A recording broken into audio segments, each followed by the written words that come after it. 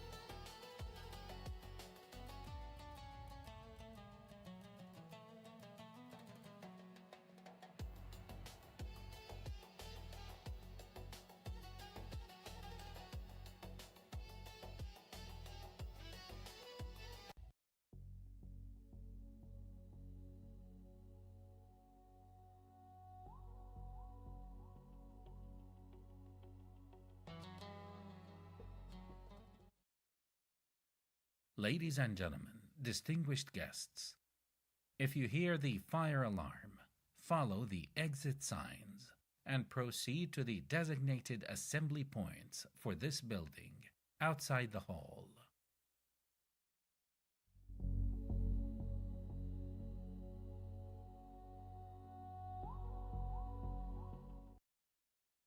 Ladies and gentlemen, please stand for the Saudi national anthem.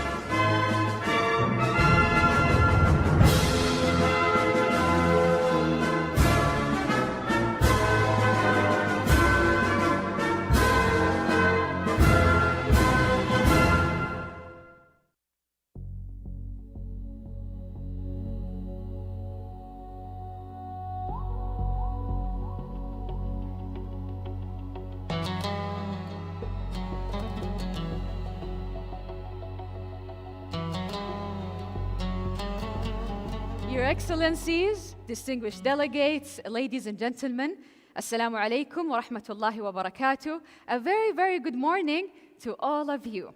My name is Taghreed Al-Huwaish. I am a Saudi journalist and a TV presenter, and it's my absolute honor and a pleasure to welcome you to Riyadh and to the official opening of the International Conference on Nuclear and Radiological Emergencies.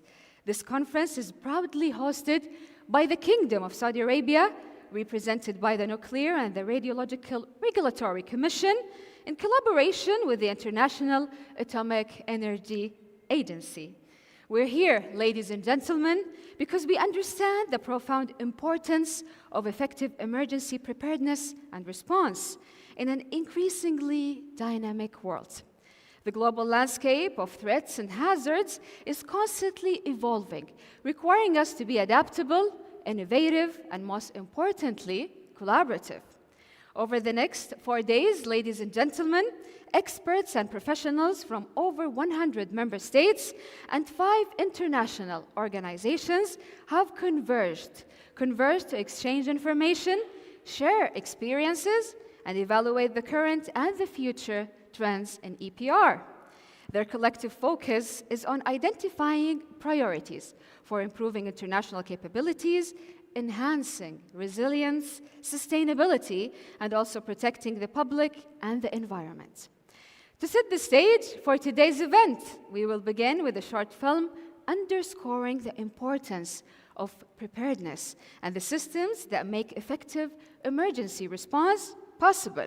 It highlights how the International Atomic Energy Agency, ladies and gentlemen, as the global hub for emergency preparedness and response, coordinates and also supports countries by relying verified information worldwide, and at the same time, facilitating international assistance when it's needed most. For more than 20 years, the agency has worked with member states to strengthen their emergency preparedness and response frameworks and building their capacities to respond. The core message remains very clear, ladies and gentlemen. The more you prepare, the less severe the impacts when an emergency occurs.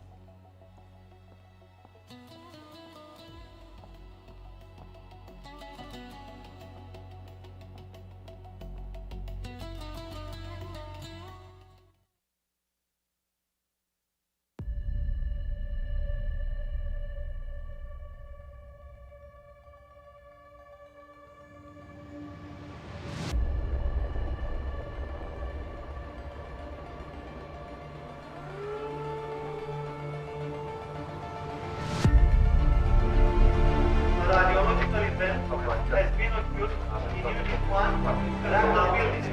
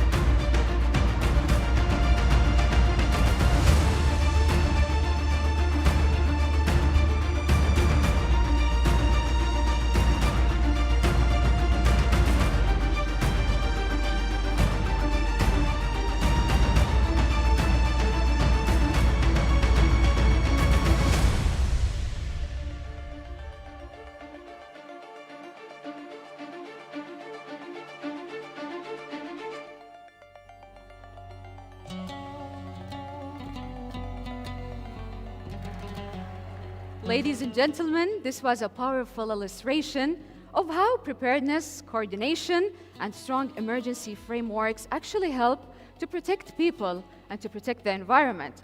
And it is indeed a strong reminder of why we are gathered here today. For our welcoming address, ladies and gentlemen, it's my pleasure to invite the conference president, the Chief Executive Officer for the Nuclear and Radiological Regulatory Commission, Dr. Khalid Al-Isa. Dr. Khalid, Your Excellency, the stage is yours.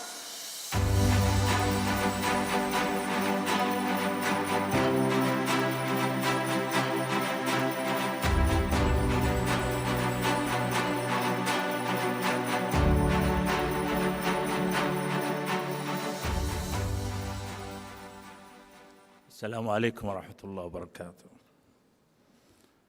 Before I start my speech, I really would like to assure you, inshallah, this will be very peaceful and no emergency, especially nuclear emergency. We started with the dummy sources. I found some faces, they don't believe it's a dummy. But I would say the stereotype of the media, that's something we have to tackle in this conference, because we have faced it a few weeks ago, and I would say this is one of the things that we consider before having the emergency situations happening. So, ladies and gentlemen, أصحاب المعالي والسعادة، الوفود الموقرة، ممثلو الدول والمنظمات الإقليمية، زملاء الكرام السيدات والسادة. إنه بحق لشرف أن أرحب بكم نيابة عن هيئة الرقابة النووية والإشعاعية في هذا المؤتمر الدولي الذي ترعاه المملكة العربية السعودية في مدينة الرياض. مدينة الرياض هي المدينة المستضيفة. Building the future in an evolving world. We meet in Riyadh, a city that has come to signify the transformative power of our national vision. So we are meeting here up in a city that has come really to signify the transformative power of our national vision. Riyadh welcomes you not only as guests, but as partners in a shared mission to advance readiness through knowledge, to transform lessons into standards, and to translate science into safety and security.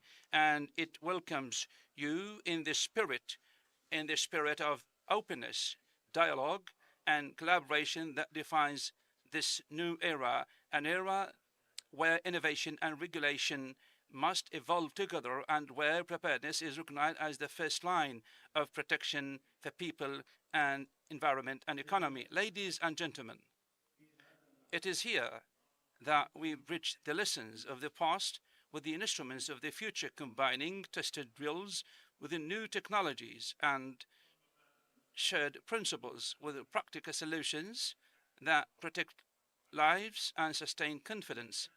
We gather here not merely to discuss preparedness, but to renew a shared commitment to global safety and resilience. A commitment that goes above institutions, disciplines, and borders. In doing so, we reaffirm that preparedness is not a static concept, but a dynamic, living framework, one that adapts to new realities, utilizing emerging tools and the collective strength of our scientific, regulatory, and humanitarian communities. For preparedness is a discipline that calls upon every government, every expert, and every citizen to be part of a chain of readiness that extends across nations and generations. Its essence lies in foresight, in our ability to anticipate the unforeseen, to communicate transparently, and to act swiftly and decisively when seconds can define destinies. Ladies and gentlemen, the history of our field is marked by moments that tested the limit of science, governance, and human resolve. In Chernobyl, 1986, the world witnessed how a single accident could transcend borders, transforming a local tragedy into a global wake-up call, one that redefined the principles of transparency, early notification, and shared accountability. In Fukushima 2011, the world was reminded that even the most advanced systems can be humbled by the combined forces of nature and human limitations, the cascading effects of earthquake, tsunami, and power loss, and the failure of the whole national emergency system revealed the complexity of real-world emergencies and needed for integrated multiple or multi-sectoral preparedness and response frameworks. Between those two turning points and beyond them came other radiological incidents, smaller in scale but profound in their lessons, that collectively transformed the way nations think, plan, and respond. Each accident of these in our history has demonstrated one truth, that preparedness must be institutional and not incidental, proactive and not reactive, and that the measure of progress is not only in avoidance of challenge, but in the capacity to respond with unity and purpose. From those moments of accidents, we learned that a breach anywhere is a threat everywhere, that a failure anywhere is a warning everywhere, that a loss of nuclear safety anywhere is a loss of confidence everywhere, and that no nation stands alone in an emergency. Resilience is a shared defense. When one system fails, every system must learn. When one nation suffers, all must respond. This is not merely a reflection, it's responsibility. Ladies and gentlemen, only weeks ago, during the circumstances of June 2025, we are reminded once more that preparedness is not an abstract concept, but a living architecture of coordination, clarity, and collective determination. At that time, the region faced evolving uncertainty, particularly events related to nuclear activities. The Kingdom of Saudi Arabia activated a fully integrated national system in which institutions, laboratories, monitoring and early warning networks, decision makers, and communication teams operated as one coherent organism, unified in purpose, synchronized in action, and guided by a shared commitment to protect people and the environment. A type of emergency phase emerged that relates to the psychological emergency of societies prior to the actual occurrence of a nuclear emergency.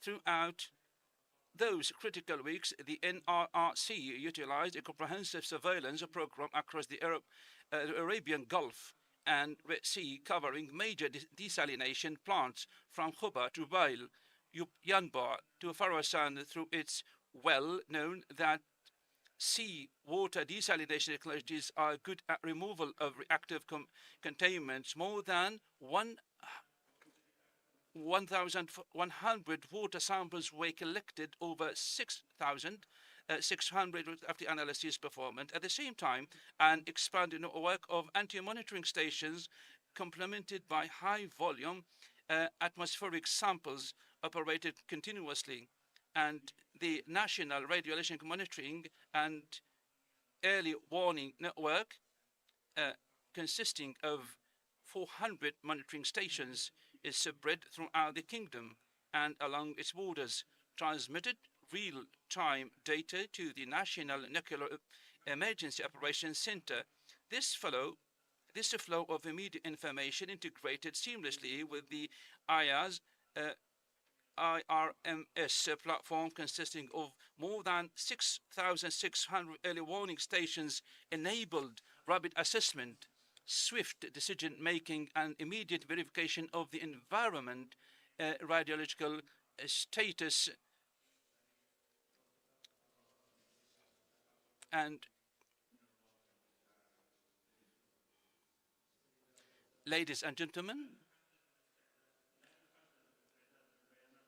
of course, this is not to understand how people can understand. It is defined by the understanding of people, their concerns, their needs of clarity, moments of uncertainty. Fully aware of this illustration, the NRC adopted a unified crisis communication protocol, issuing timely and transparent public statements, responding promptly to media questions, and engaging directly with the public in language grounded in science, yet sensitive to emotion. This approach transformed data into reassurance, transparency into trust, and institutional coordination into confidence, national confidence.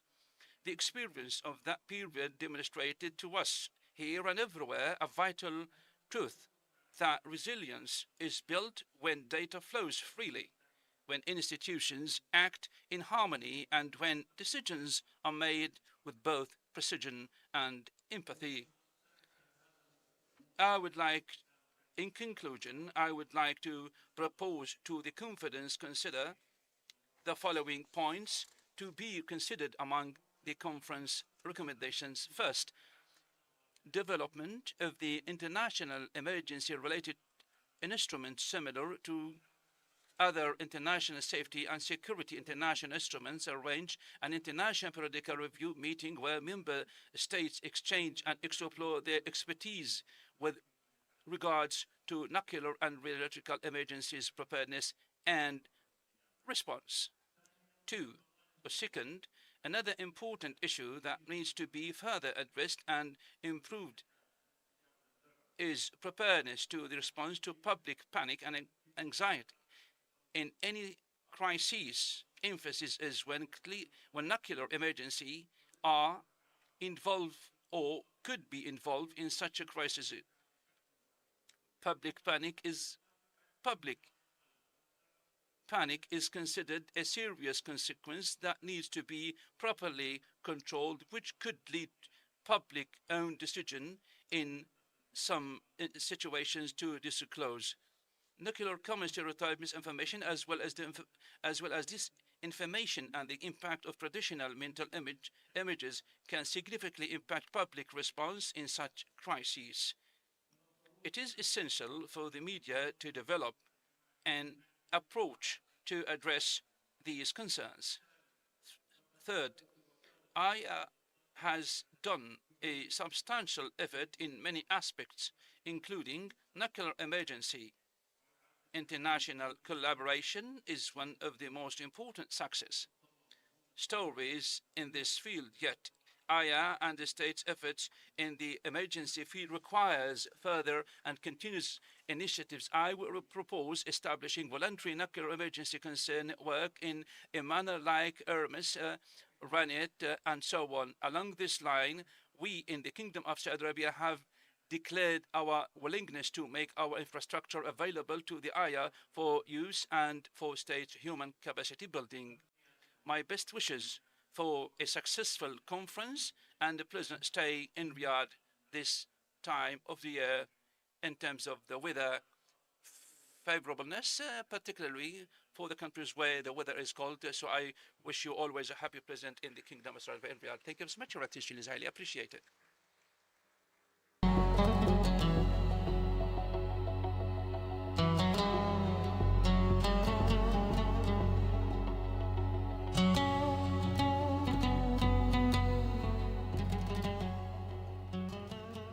Thank you, Your Excellencies, for this insightful remarks emphasizing the importance of international cooperation in advancing all hazards perspective, including nuclear and radiological emergencies, which definitely requires strong coordination, readiness, and resilience.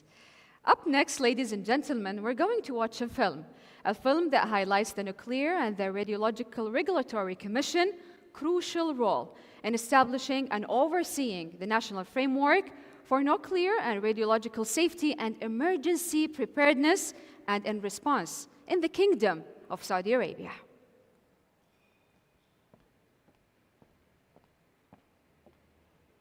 Nuclear regulation and its impact in development.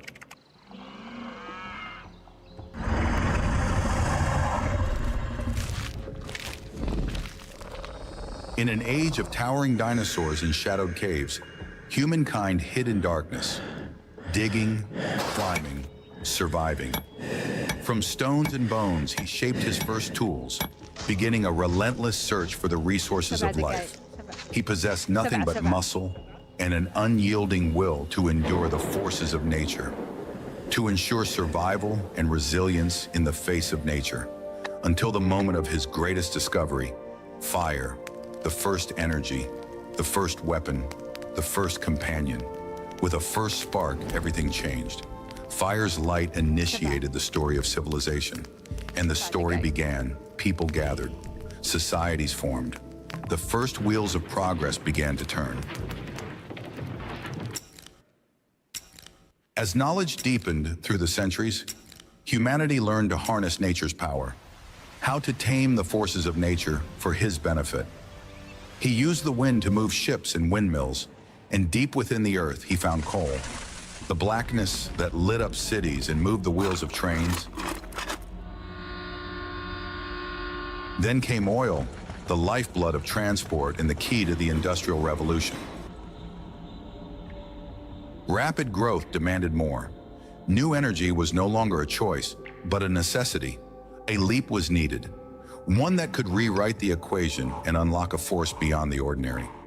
Could there be a source both abundant and sustainable, yet safe?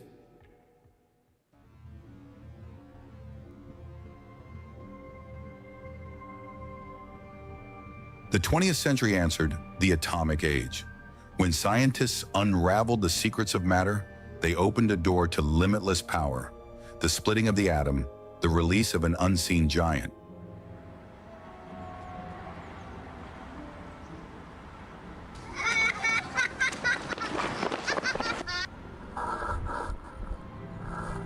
But that door first swung open, not for peace, but for devastation. In the making of the most tragic moments in history,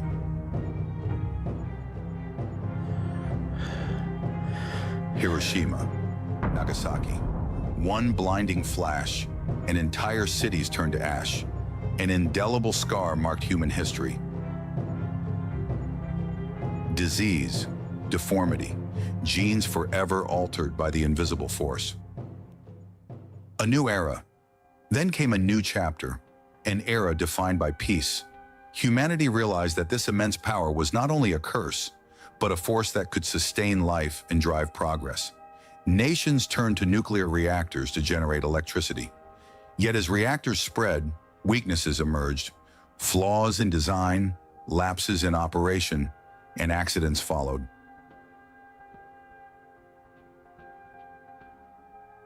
Chernobyl, 1986. A sudden explosion ripped through the reactor. A city became a ghost town. Clouds of radiation drifted across continents. An invisible poison seeping into soil, into air, into blood. Fukushima, 2011. An earthquake struck. A towering tsunami followed. Chaos met radiation. Protective systems failed. Response capabilities crumbled. Danger leaked into the ocean, into communities, leaving Japan trembling under the weight of fear and uncertainty. These were the tragic faces of nuclear power. After such disasters, regulatory standards grew uncompromising, allowing no tolerance for mistakes. Meanwhile, the peaceful uses of radiation expanded. In medicine, diagnosing and treating disease. In industry, driving efficiency and precision. Nuclear technology became a cornerstone of sustainable development, but the path remains fraught with risk. Radiation accidents, born of careless practice or weak safeguards, may leave no immediate trace, yet their health and environmental consequences emerge slowly, unmistakably over time. Today, the International Atomic Energy Agency stands at the forefront of global efforts in regulation and oversight, the world's primary reference for nuclear safety standards. Through its emergency center, the agency coordinates swift international response to nuclear and radiological incidents, delivering technical support whenever and wherever it is needed. As part of the kingdom's drive to strengthen the global nuclear security framework, Saudi Arabia took the initiative to establish a training center under the IAEA in Sabersdorf, Austria. an international platform offering hands-on scientific training in every aspect of nuclear security. The Kingdom backed this project with a $10 million contribution, a commitment that made the center's creation and activation possible.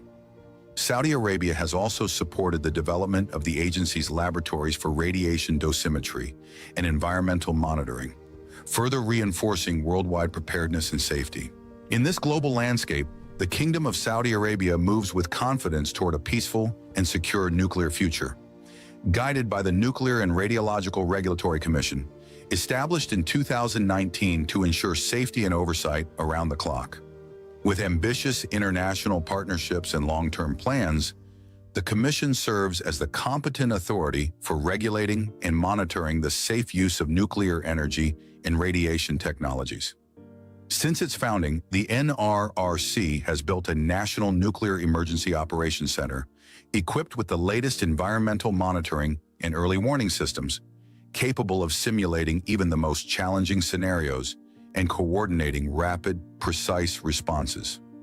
In 2021, the Kingdom joined Exercise Convex 3 at the Baraka Nuclear Power Plant in the United Arab Emirates, one of the largest global drills to simulate a nuclear emergency, involving more than 170 countries and international organizations.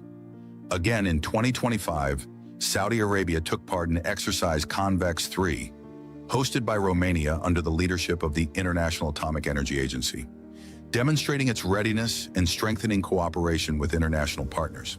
The NRRC works tirelessly to embed a culture of safety, to inspire excellence in performance, and to advance legislation and regulatory practices to the highest international standards. In doing so, it has become a global platform for the exchange of expertise and a renewed affirmation of the Kingdom of Saudi Arabia's leadership in the safety and security of nuclear energy and radiation technologies.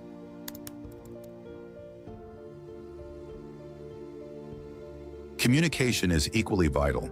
The media is a key partner in spreading awareness and reassurance, carrying the NRRC's message of transparency, broadcasting clear, positive information during moments of anxiety and emergency, in shaping an accurate public understanding. Regulatory preparedness begins with reliable public communication, open, precise, and timely. In times of crisis, the NRRC's role goes far beyond monitoring and analysis. It extends to reassuring both local and international communities through accurate published data.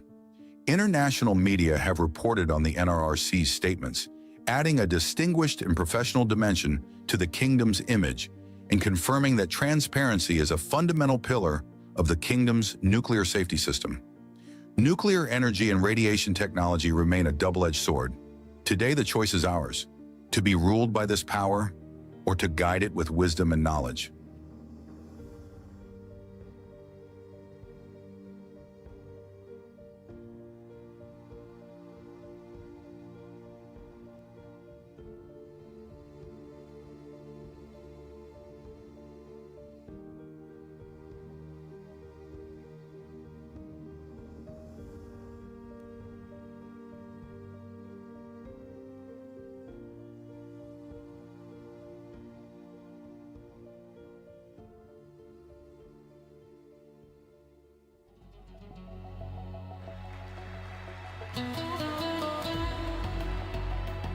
That's a well-deserved big round of applause, ladies and gentlemen. And what we just saw was a compelling showcase of the NRRC unwavering commitment to the highest standards of safety and regulatory excellence, demonstrated through its integrated emergency management system and addressing all the nuclear and the radiological hazards. Our next speakers, ladies and gentlemen, is the Vice President of this conference. He's a leading figure in global radiation protection and nuclear safety. He brings decades of influence across scientific, regulatory, and international bodies. He's an academician of the National Academy of Sciences of Buenos Aires and former International Atomic Energy Agency Director, who shared in the agency's 2005 Nobel Peace Prize. He now serves as the Senior Advisor to Argentina's Nuclear Regulatory Authority. his ongoing roles, ladies and gentlemen, with the NSCARE, the International Atomic Energy Agency Safety Standard Commission, which definitely reflect his enduring impact on the frameworks that guide nuclear safety and emergency preparedness worldwide. Together, let's welcome to the stage Dr. Abel Gonzalez.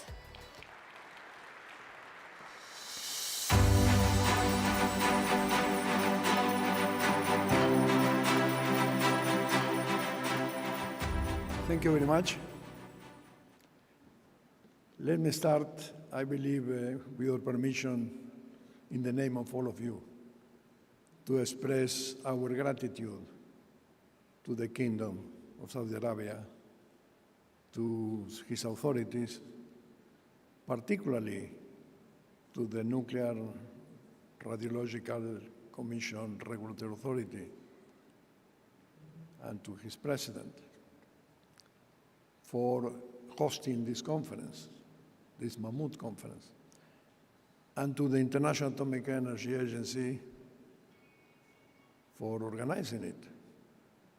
Thank you to them, thank you to the group, thank you to the authorities of the IAEA represented here by the Deputy Director General for Safety, and to our friends from the emergency group of the agency. Thank you to all of them, and I believe that I am expressing your views in saying that. I will try to summarize something that already we flashed. This successful history of emergency planning and preparedness of the agency, why we got here, why we got to this success, and why we should stay. This conference represents the pinnacle of this international cooperation through the IAEA for responding to emergencies involving radioactive nuclear materials. And the path to his current achievement has been challenging. We can show some flashes of that. And I believe that all of us, we can be proud of what we have accomplished. Because, frankly speaking, no other human endeavor has developed such a high level of collaborative emergency planning and response. Just tell me any other industry, any other activity which have something similar. There is no one. The agency EPR is really unique, and this international cooperation is unique. There was an early beginning. Sometimes we forget that. In 1957, there was the Windscale fire, releasing 10 to 16 becquerel radioactivity. Never thought before of something like that. And the agency responded very quickly.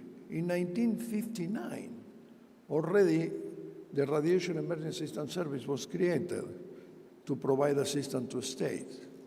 Very recently, I heard that was 20 years, or much more than 20 years, that the agency was working on it, much more than 20 years. But in those early days, let me remind you, a major nuclear accident was considered an unexpected event. Why? Because there was a concept, we forgot of that, the maximum credible accident. And therefore, this was dominant, and it was assuming that preventing a maximum credible accident, EPR was not needed. This was the assumption.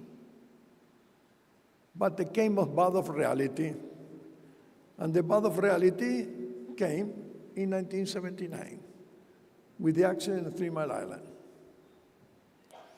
And we realized then that the maximum credible accident was neither maximum nor credible, and mitigation and emergency preparedness and response became a must. There, I believe that was the real push. But there was a final punch, Chernobyl. In 1986, as you remember, 10 to 19 becquerels were released. Never happened something like this before. This was comparable of the activities of the nuclear testing. And a very big part of the North Hemisphere was received as radiation. We have forgotten of this. Chernobyl, remember, was not reported immediately. We learned about Chernobyl because the Swedish were measuring, and 3 days after the accident, they told us an accident has happened. And the USSR authorities at the time requested assistance from the IAEA, but 8 months after the accident. And there, the Chernobyl project started, one of the biggest projects of the agency, to help to recover on a very complicated situation. Therefore, let me say in few words, the first EPR lessons from Chernobyl were 2 very simple lessons that we believe that now that are obvious, but they were not obvious at the time. Notify and assist. Request assistance and provide assistance. These were the 2 lessons that today we give by granted, but were not by granted at that time. And of course, that signaled the starting practical EPR. Few months after Chernobyl, in September '86, the 2 conventions that govern our work were approved, were undertaken in Vienna. We learn, notify, and we learn, assist. But of course, a final nuclear test was still to come, the famous earthquake and tsunami in Japan, and the big accident. We got many lessons about Fukushima. I can spend hours to talk about Fukushima, but let me summarize a very simple lesson. These were the conclusions of the United Nations of Fukushima. There were not effects at the beginning. Another significant increase was expected. But associated psychological problems in some vulnerable group of the affected populations were expected. This was the lesson. In Chernobyl, we have some learning about this, but this was very big impact, really, in Fukushima. The psychological sequelae in Fukushima was really terrible. There was depression, there was grieving, there was health panic attacks, post-traumatic stress disorders, there were insomnia, severe headaches, smoking and alcoholism, anger, desperation, paternal anguish, as we didn't see it before, and in particular, stigma, feeling I am different because I have been affected by Fukushima. This stigma is a serious issue, and we hope to discuss this in the panel on the future. Meanwhile, other lessons reinforce the international EPR. And a small radioactive source used thousands in radiotherapy in all cities around the world, provided that can contaminate a large city, kill people for the demolition of houses. These equipments, which are in any hospital all around the world, with a very, very small radioactive source, 1 inch, 2 inches by 2 inches. All this contaminated a very big city in Brazil. And that was not expected, really not expected. Remember Goiânia? I'm sorry, they have changed the colors here without my authorization, and you cannot see anything. Was a source in a radiological clinic, scrap convention break-in, still they moved it to a junkyard, source capsule rupture, dispersible and soluble cesium chloride, city contaminated, many people exposed, 4 died within 4 weeks, 100,000 people monitored, many contaminated, 85 houses contaminated, hundreds of people evacuated, 5,000 cubic meters of radioactive waste created. Look what has happened. We were not expecting this. People to demolish contaminated, demolition work of houses, radioactive waste being created, thousands of cubic meters of radioactive waste, and ended with the flag of the city of Abadia de Goyas to include the symbol of radioactivity, just to show what they were living. And this was done by this source. 93 grams of something like talc powder, cesium chloride, a little more than 1,000 curies, 2 inches by 2 inches, a full city. Well, it was a big lesson. And that started a work in the agency to assist and report this type of actions. Many others were prevented. After Goiânia, Sri Lanka, Lilo in Georgia, San Salvador, in Panama, in Vietnam, in Tomiko in Finland, in Costa Rica, in Istanbul in Turkey, in Sorek, in Nizhik in Belarus, in Yanango in Peru, etc., etc., in Białystok in Poland. Many, many actions where we learned about this. People of the agency, Elena Bulova, which is sitting there, talk with her. She was involved in many of these, and we learned a lot about something that was not in the picture really. But there were other experiences, and I will mention just 3, otherwise we'll spend a lot of time, that changed our thinking on this. The first experience was that the laboratory, a simple accident in laboratory, can have a very serious environmental effect. The accident in Tomsk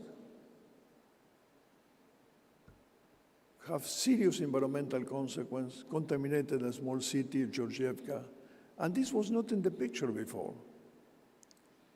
Another big lesson is that an accident in a criticality accident that we believe that was limited to a laboratory, we have very big environmental and public impact, psychological public impact.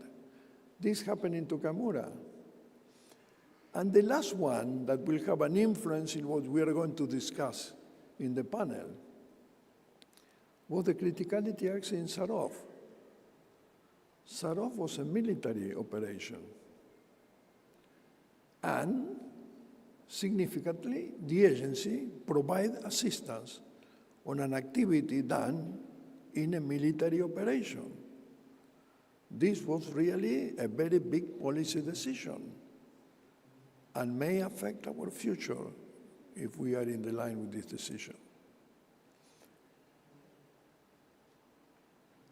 And the experience of assessing a large contaminated water site, the Karasi,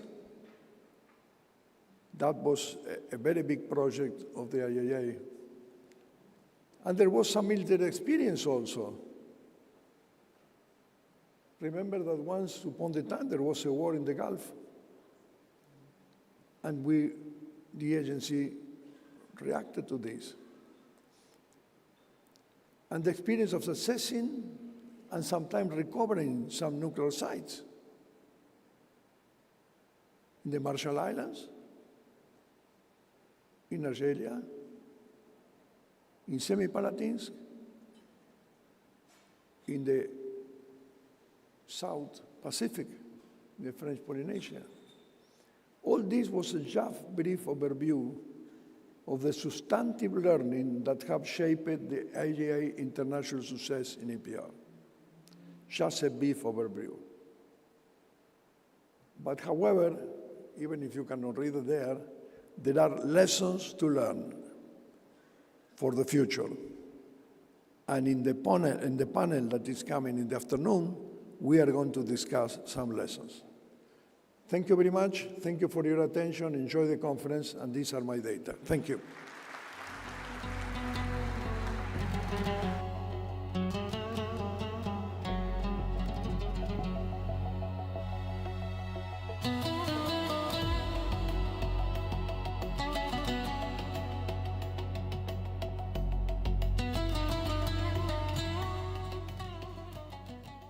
Thank you very much, Dr. Abel, for that enlightening address and for sharing your rich global perspective on this vital topic.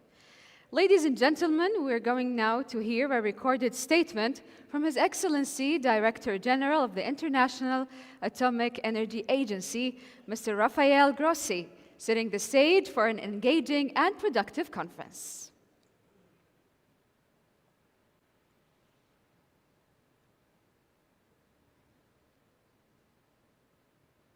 Excellencies, ladies and gentlemen, it is a pleasure to address this IAEA conference on nuclear and radiological emergencies. I thank our host, the Nuclear and Radiological Regulatory Commission of the Kingdom of Saudi Arabia, for its hospitality and close partnership with us. My appreciation also goes to the President of the conference, Dr. Khaled Al-Aissa, and to the Vice President, my dear friend, Dr. Abel Gonzalez, for their leadership and long-standing contributions to this field. Our theme is building the future in an evolving world. This is timely and fitting. The world is changing faster than our traditional emergency and preparedness and response frameworks. The risks we face are different to those we imagined even just a decade ago. If we rely only on yesterday's scenarios, we will fall behind the realities of today and tomorrow. Anticipation must be at the core of our preparedness. And this brings me to three central messages. First, nuclear energy depends on trust, and this trust is earned through robust, science-based emergency preparedness and response.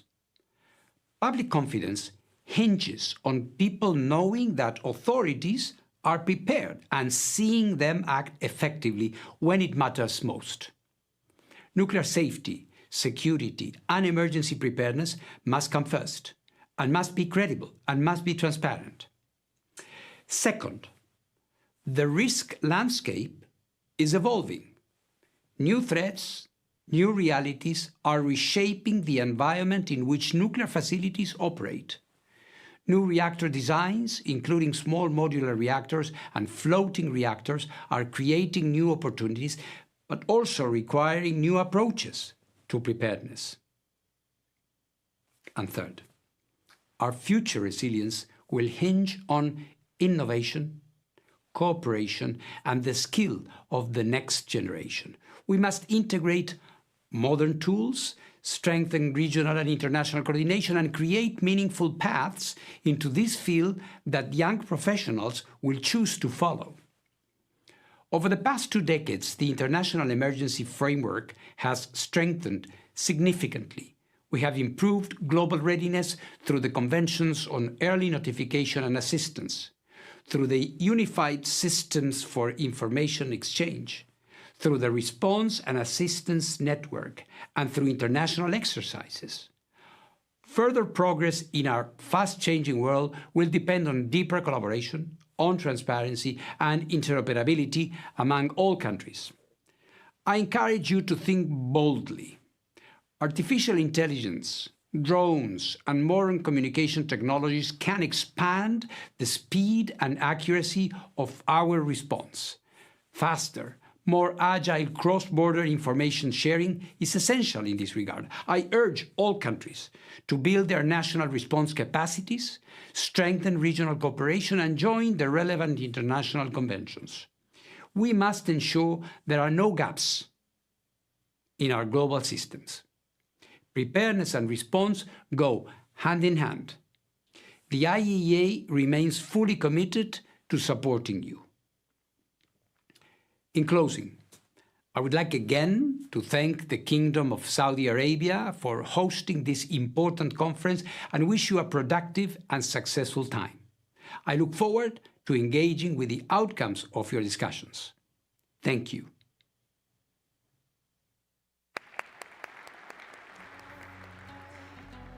We definitely thank Mr. Rafael Grossi for these powerful messages that he shared with us in this remarkable conference. And now, ladies and gentlemen, it's my pleasure to introduce our next speaker to you, who will deliver the opening address on behalf of the International Atomic Energy Agency. She is the International Atomic Energy Agency Deputy Director General and Head of the Department of Nuclear Safety and Security, in addition to over 3 decades of leadership and expertise in nuclear safety and international regulatory collaboration. She has also played a pivotal role in shaping national emergency preparedness and response strategies. Together, let's welcome Ms. Karine Hervio.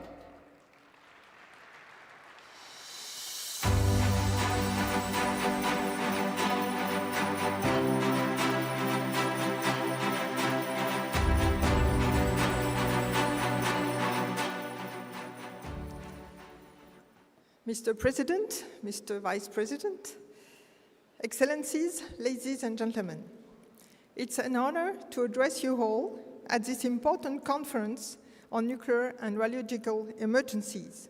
And I would like to thank our hosts, the Nuclear and Radiological Regulatory Commission of the Kingdom of Saudi Arabia, for their warm hospitality and their dedicated partnership in organizing this event with the IAEA. Allow me also to thank the president of this conference, Dr. Khalid Al-Issa, for his leadership and for his remarks. I would also like to express my sincere appreciation to the conference vice president, Dr. Abel Gonzalez, whose long-standing contributions to nuclear safety are well known to all of us, and whose opening address has given us all food for thought in the week ahead.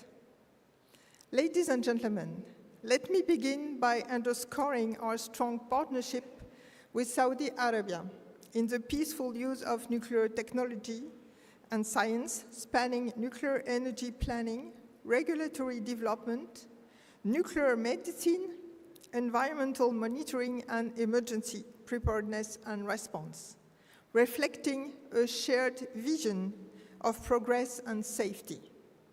This collaboration is essential as we navigate a rapidly changing landscape. As it was already mentioned by the DJ Grossi, the theme of this conference, Building the Future in an Evolving World, is fitting. It reminds us that we need to lead with innovation and resilience to meet future challenges and to ensure, as risks evolve, our commitment to protect people and the environment from harmful effects of ionizing radiation. We must continually adapt nuclear installations' design provisions to prevent potential accidents, but also ensure that our emergency preparedness and response arrangements are robust. We learned some lessons from the past, and we have faced more and more not only nuclear emergency, but combined emergencies, or we have identified potential scenarios where a nuclear emergency is or might be only one part of a broader crisis, not a reactor accident in isolation, but a nuclear safety concern unfolding during a pandemic or an armed conflict, combine extreme natural hazards like in Fukushima in 2011, or why not a radiological release occurring amidst cyber disruption or national security tensions. Ladies and gentlemen, these combined emergencies fundamentally challenge our traditional planning assumptions. They can degrade communications, disrupt transport routes, hinder protective actions, and reduce the availability of essential services precisely when they are most needed. This means nuclear response systems must function as an integrated component of national emergency frameworks, coordinated effectively with cross-border and international counterparts. Strategies for coping with an emergency at a nuclear installation or protecting the population may need to be revised, requiring real-time adaptation and flexible decision-making. Preparedness, therefore, is no longer about perfecting a response to a narrow set of scenarios. It is about building robust, adaptive systems that continue to function when several of the conditions we take for granted fail simultaneously. In short, we cannot prepare only for yesterday's risks. We have to continuously anticipate the challenges of tomorrow. Some may wonder why we invest so much effort in preparing for incidents that may never occur. The result is that when an emergency strikes, preparedness makes all the difference. It can prevent an incident from becoming a disaster. It can be the difference between a contained incident and a catastrophe. But overall, it provides a frame of reference and a number of shared mechanisms to fall back on, allowing us to focus on the unexpected and adapt accordingly. In short, it enables us to move more quickly from the state of shock that follows an unexpected event to a state of resilience. Put simply, preparedness is about responsibility, not odds. From Chernobyl in 1986 to Fukushima Daiichi in 2011, we have learned hard lessons about what can happen when things go wrong. These events shows how crucial it is to respond timely and correctly. When we address an emergency response, it is not just about following a plan, but we also need built-in flexibility to adapt to any anticipated or unanticipated situation. Our ultimate goal is that though we can never guarantee that a severe accident would never again occur, we must be prepared to act if one does occur. A word unprepared for accidents is unacceptable. Ladies and gentlemen, we have a duty to be ready, always to the highest possible. Let me stress that global preparedness is much stronger today than it was a decade ago. It has been already shared. Nuclear operators have significantly strengthened the robustness of their installation as emergency provisions. The international conventions on early notification and assistance commit us to share information quickly and come to each other's head. After the Fukushima Daiichi 2011 NPP accident, countries reinforced their emergency place and infrastructure, and the IAEA strengthens its safety standards like the GSR Part 7, which many nations adopted in their own regulations. The IAEA's Incident and Emergency Center serves a global coordination hub. As mentioned by DG Grossi, we have the Unified System for Information Exchange, USI, to communicate in real time. We have also conducted peer review missions and international exercises that have helped improve preparedness by sharing good practices and identifying possible gaps. We have expanded international assistance networks, like the Response and Assistance Network, so that more nations have expert teams on standby to help others. Thanks to these collective efforts, we are better prepared globally than we were a decade or 2 decades ago. But we must remain humble The key is never to assume it cannot happen here. Instead, we must maintain a mindset of constant readiness. That is why continuous training and exercises are so important. Around the world, nuclear operators, regulators, and emergency teams regularly practice their response to simulated accidents. Internationally, we conduct large-scale exercises to test how well we coordinate across borders. Each exercise sharpens our skills and helps us find gaps to fix now, before a real emergency ever occurs. And there is still many to address. One core message of critical importance is that nuclear and radiological emergencies would have transboundary consequences. An incident in one country could have consequences far beyond its boundaries. That is why solidarity, transparency, and mutual assistance are the bedrock of effective emergency preparedness and response. When nations plan and prepare together, everyone's capacity to respond effectively is improved. Ultimately, whether at the national, regional, or global level, working together is indispensable for nuclear safety.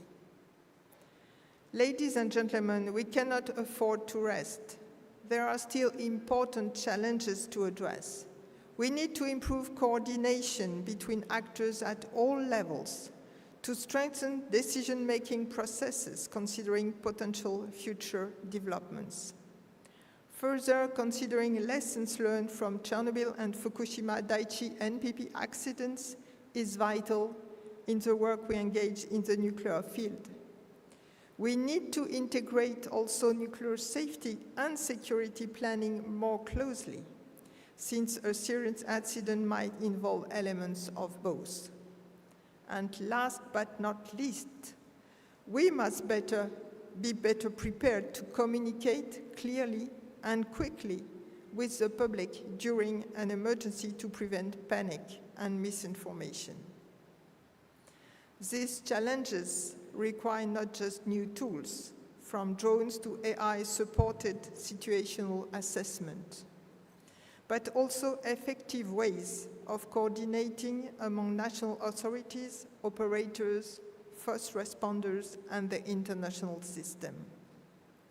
We also have to make sure that all countries at all stages of nuclear development have a basic capacity for emergency response based on sound hazard assessment.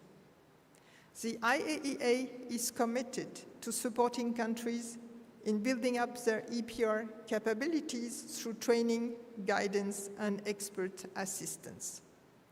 Further, the future of emergency preparedness depends on attracting equipment and empowering a new generation that is comfortable operating in a world of complex emergencies and rapid information flows. In conclusion, I would like to underscore that we need to reinforce the values of transparency and cooperation. If a nuclear emergency happens anywhere, we must all be ready to support and inform one another immediately. There should be no hesitation in sharing information and expertise. I also urge countries that have not yet done so to join the international conventions on emergency notification and assistance to ensure no gaps remain in our global response network. Further, it is vital that countries share their monitoring network measurements results for supporting exchange and overall coordination and transparency. The week-long agenda will cover important areas of EPR, and in the hand of our able President and Vice President, I have no doubt that this conference will help us reach important conclusions and move the field of EPR forward. I look forward to the discussions ahead and to the concrete steps we will take together to strengthen our global system. Thank you.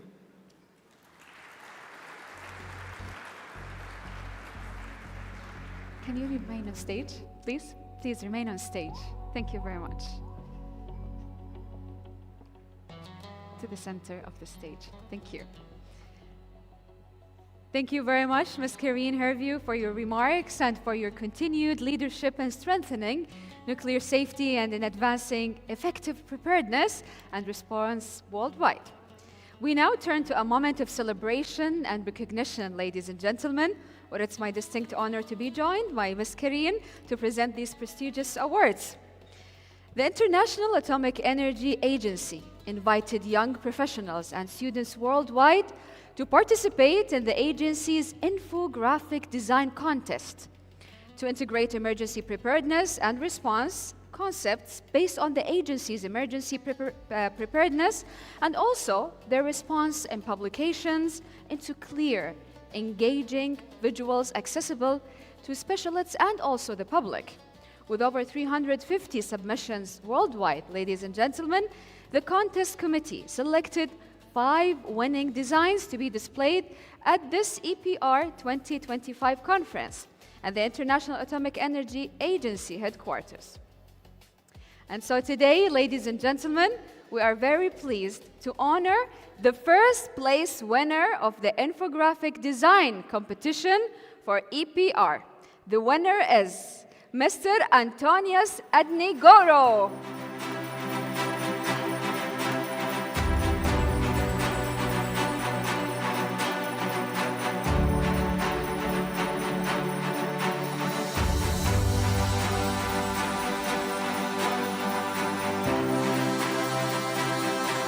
Mr. Antonius is a medical physics master's student specializing in nuclear medicine and a medical physics resident at Hassan Siddiqui Hospital in Indonesia. Let's give him another big round of applause, everyone.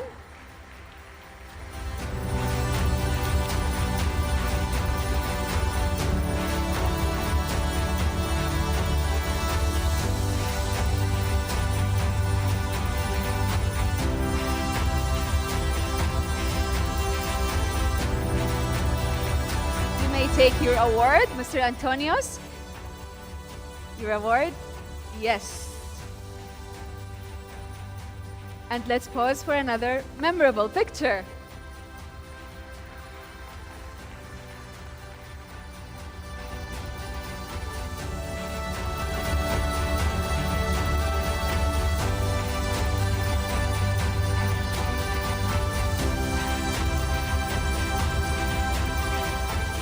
Congratulations, Mr. Antonius, for this innovative design that warrants the essence of readiness in a rapidly evolving world. Thank you very much. Congratulations.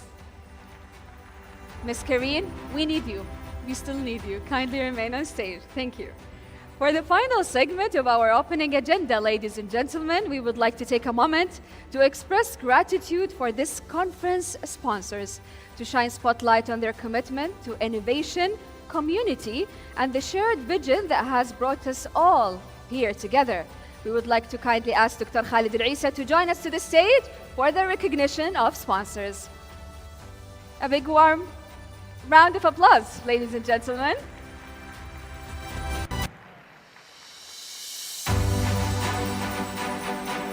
So it's with immense pleasure that we first announce our sole diamond sponsor. Please join me in welcoming Engineer Khalid Al-Ghazlan, the Chief Executive Officer of Duwayhin Nuclear Energy Company. Welcome to the stage.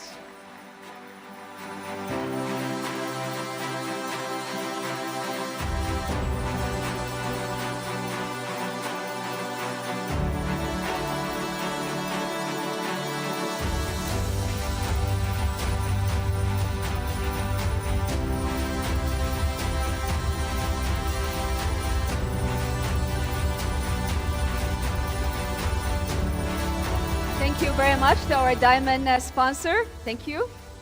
Now, ladies and gentlemen, we would like to recognize our golden sponsors.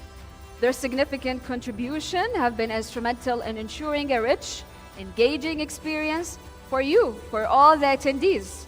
So our first gold sponsor is involved in a broader national efforts regarding energy production, including integrating renewable energy and exploring nuclear power as part of Saudi Vision 2030.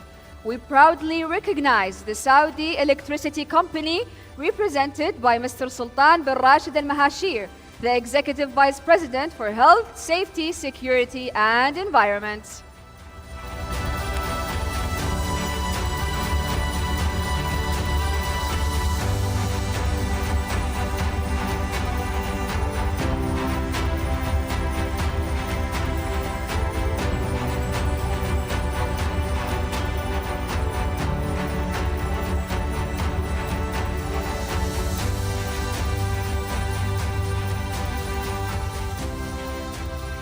Thanks to our first gold sponsor. Thank you very much. Now, ladies and gentlemen, it's my pleasure to welcome the representative of our second golden sponsor, a major energy technology provider that has 80 years history in Saudi Arabia energy sector. From Schlumberger, Middle East, please welcome Mr. Ibrahim Musa, Saudi Arabia and Bahrain Managing Director, to the stage.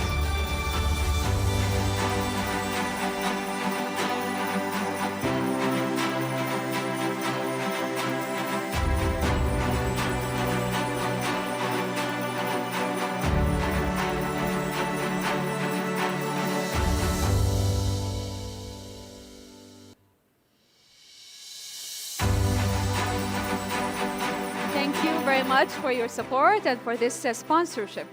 Lastly, ladies and gentlemen, we would like to acknowledge an organization that has been at the forefront of energy transformation, operations, and collaboration within the regulatory framework of major national partners like Aramco and NRRC.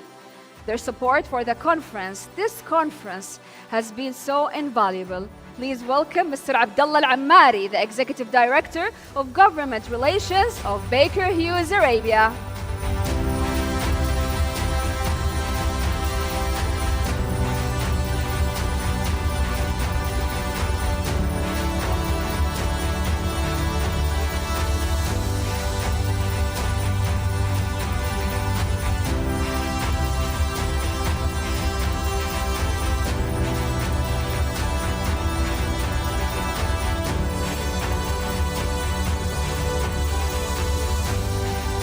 Thank you all, and a huge round of applause once again for our esteemed sponsors.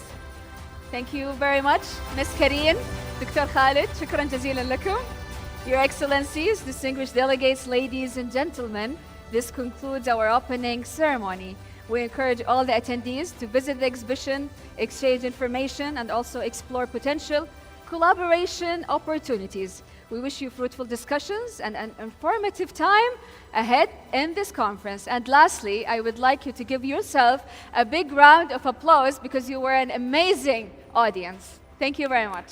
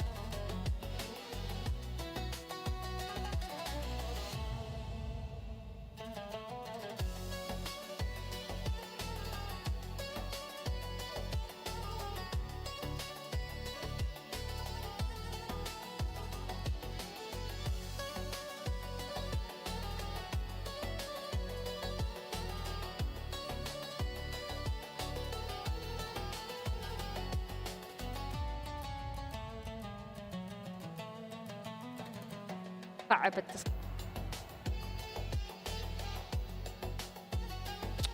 No.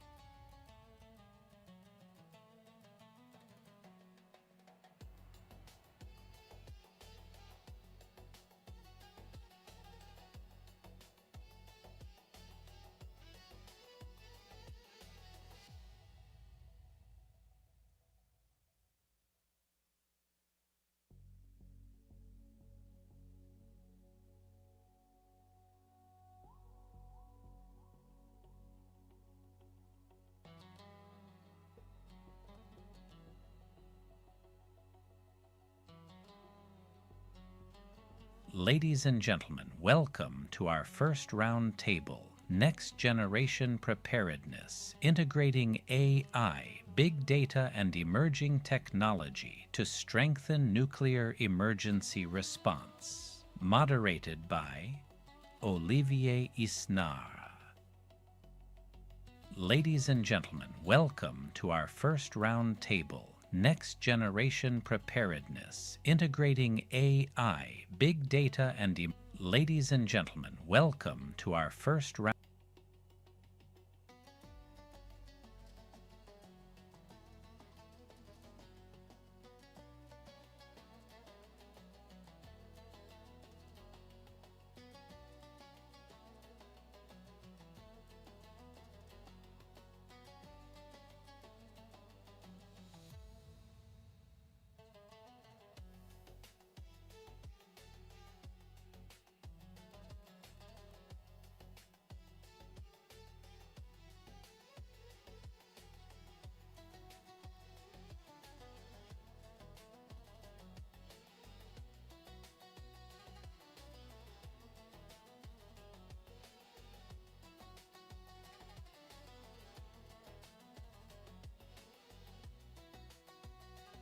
Ladies and gentlemen.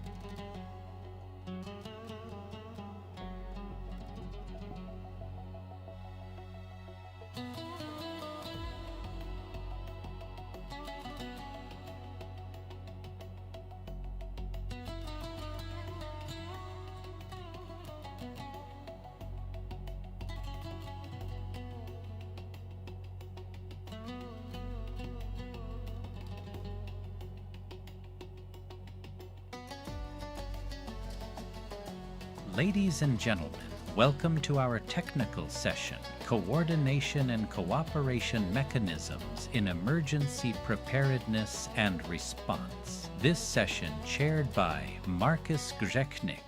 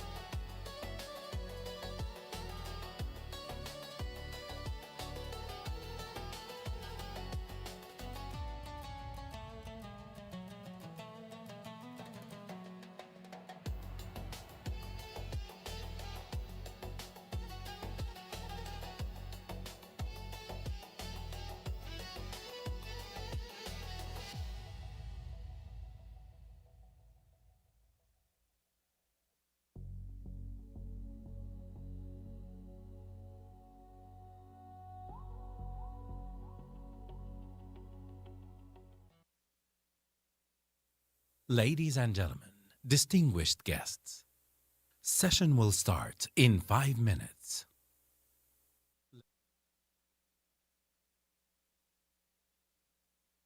In 5 minutes. Ladies and gentlemen, distinguished guests, session will start in 5 minutes.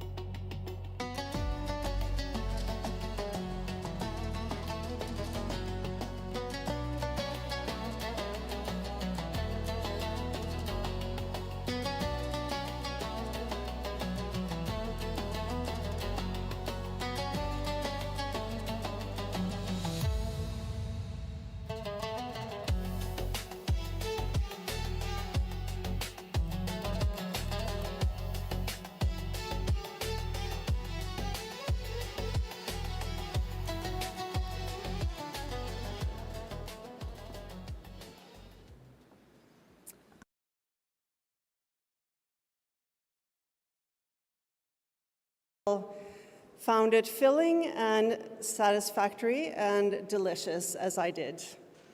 I'm Monica Dobberton. I'm the scientific secretary for this conference. I'm not going to bother you with my presence. What I would like to do is to reintroduce our Vice President of Conference and our keynote speaker before the roundtable, Mr. Abel Gonzalez.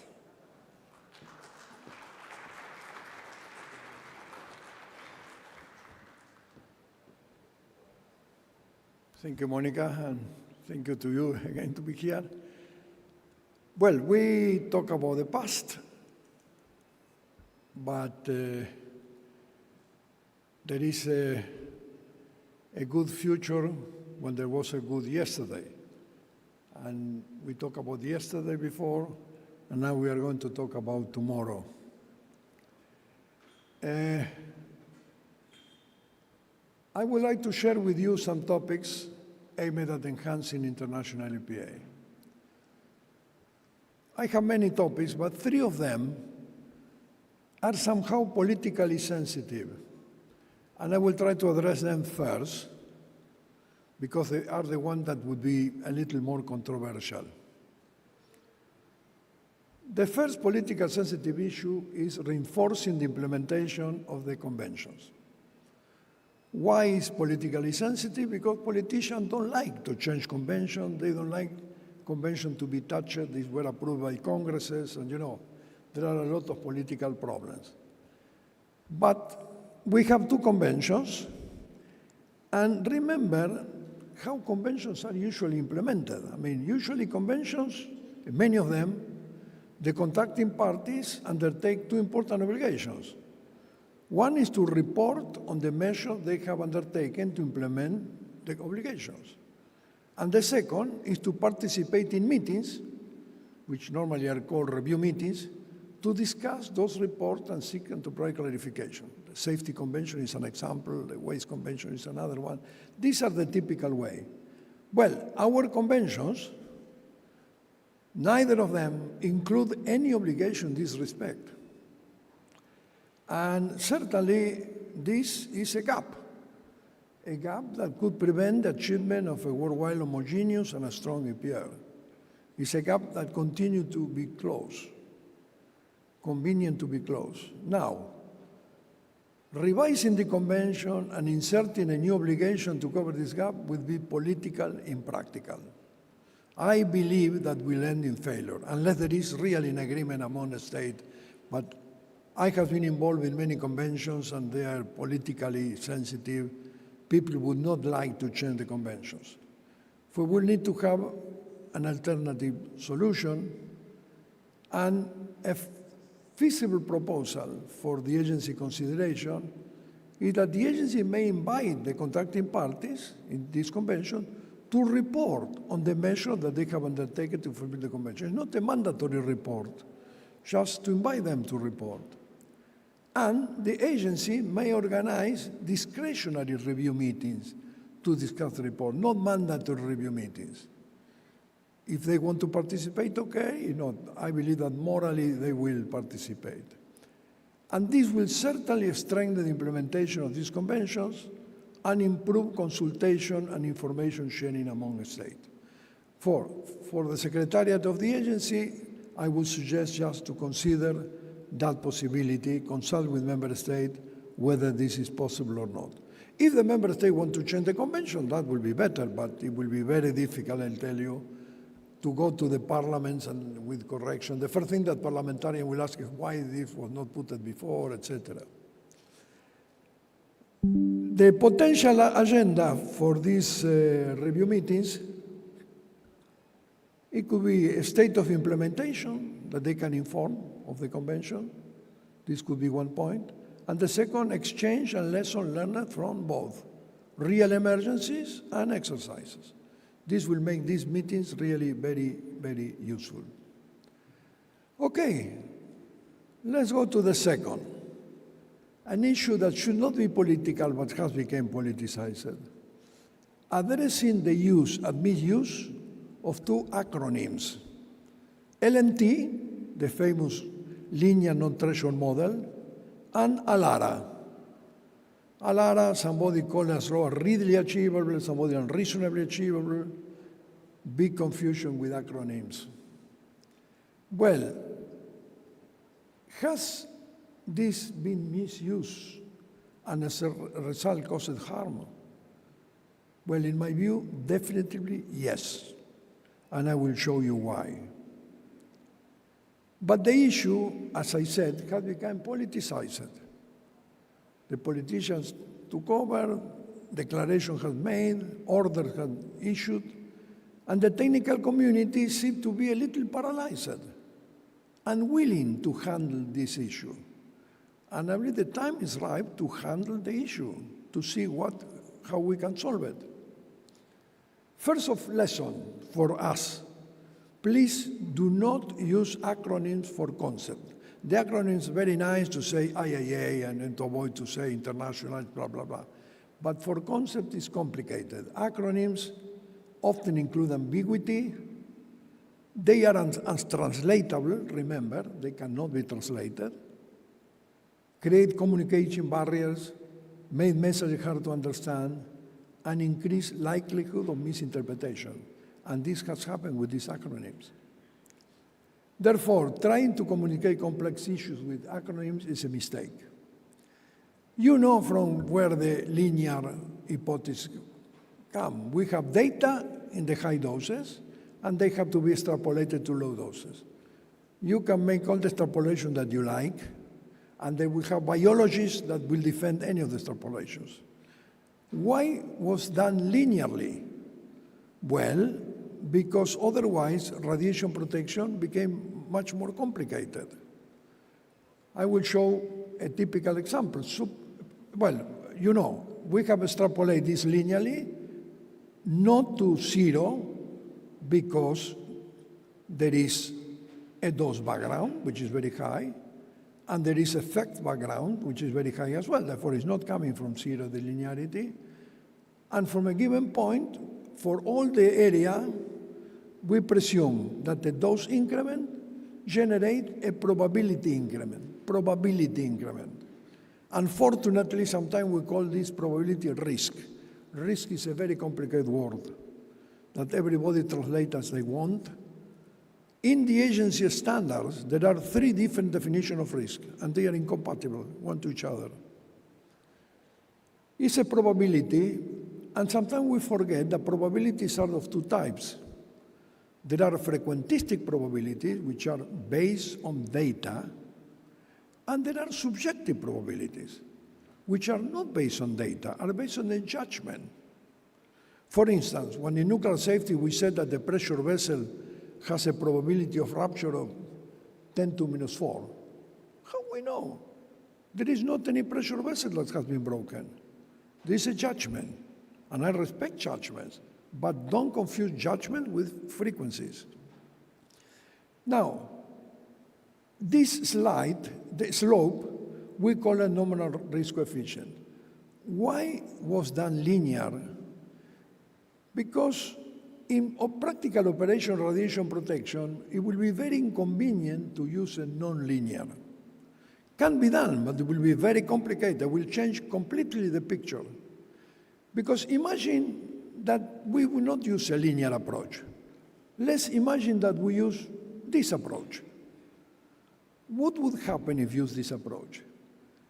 That when the person starts to work after the background dose, a delta dose will produce a delta probability. But when he accumulates some dose, the same delta dose will produce a different delta probability. Therefore, we have to change the approach to protection according to the accumulation of doses. This can be done. With artificial intelligence, we can do whatever we want, but it will be very complicated, and I'm sure that it will produce problems with the labor unions. It will be very difficult to accept them at the same delta dose, different probabilities.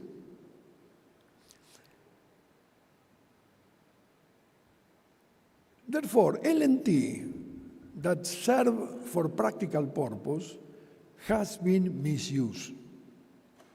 That is the issue, the misuse of LNT. And that is real. What has been done? There is an accident, there are discharges of radioactive material. You have a very good computer, and you make an environmental modeling to as low as you want doses, and you calculate collective doses. Then you take the collective dose, you multiply by the LNT slope, and you say these are dead bodies. And this has been done. Person severe, 5% per severe of LNT slope, dead bodies. And this was done by very serious people. For instance, was done by the New York Academy of Science, one of the most prominent academies in the world. And they came to the conclusion, then they withdraw this, but this was in the web for many times, that in Chernobyl, 1 million people will die. Imagine that you are an inhabitant of this area, and somebody tells to you, 1 million of all people here will die because of the accident. Could you imagine your reaction? And this is what has happened. The same happened in Fukushima. In many countries, this happened in Canada. They made the calculation of 500,000 people, but in other countries they made the same calculation. And even the WHO, in a report that is still in the web, they have calculated that the girls in Fukushima, that 70% of the girls will have thyroid cancer. Could you imagine the mothers of this area? I was present, they're coming to us saying, my girl will have thyroid cancer. This has happened, and has happened because of LNT. None of these theoretical consequences did happen. The only thing that did happen was the fear and stigma caused by LNT, perceived risk of exposure to low dose of radiation. This did happen. It's not an invention. We have made very serious studies in Chernobyl and in Fukushima on this.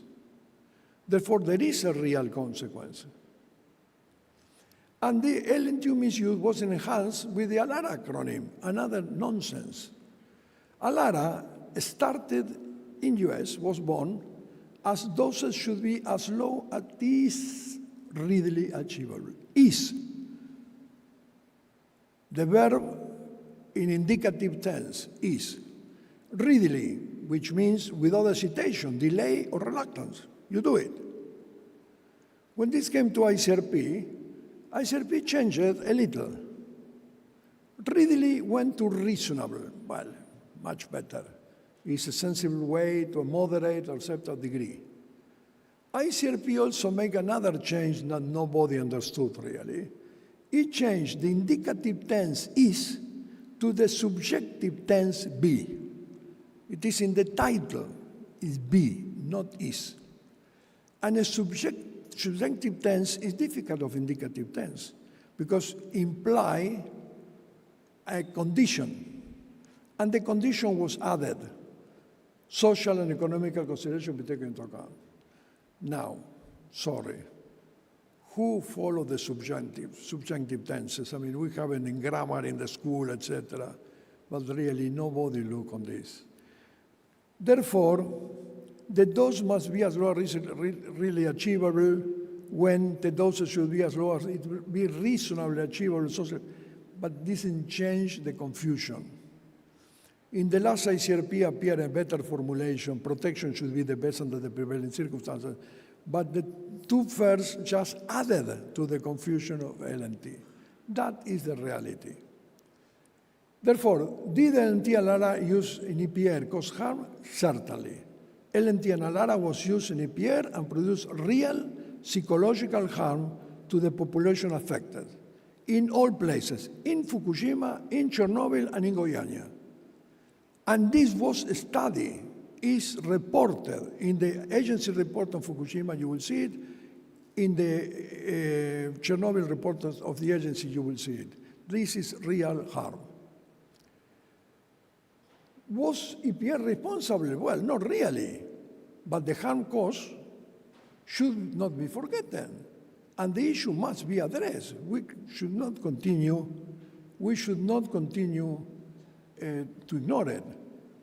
The Scientific Committee on the Effect of Atomic Radiation and SCARE clarified the issue in 2016, but nobody listened. This was approved by the UN General Assembly, saying that you cannot do this. You cannot calculate dead bodies because we are talking on subjective probabilities. But people have continued to calculate dead bodies. ICRP made just a simple sentence, too little, I would say. Such calculation, basic collective dose, were not intended, are incorrect.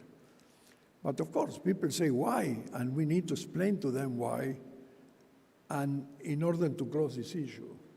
Let's conclude, frankly speaking, that LNT and ALARA has created a mythology,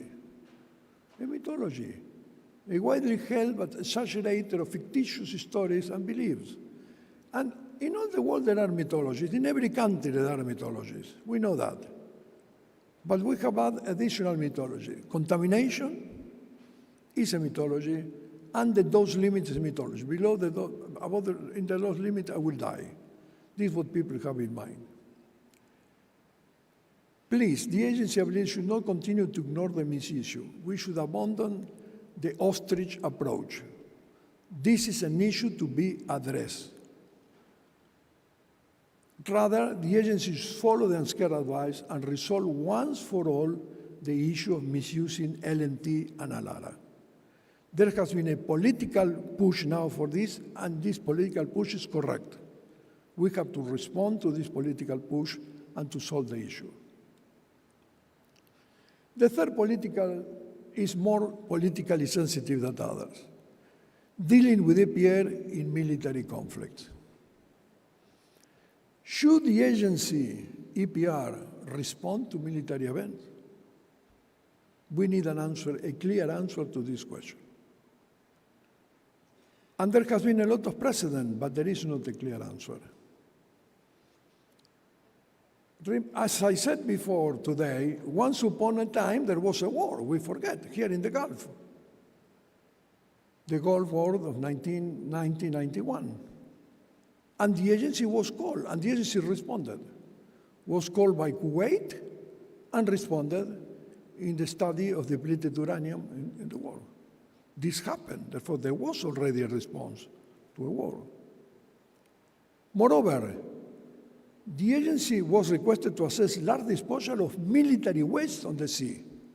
As I mentioned today, in the Kara Sea, the Norwegian government requested the agency to assess that, and the agency did it already.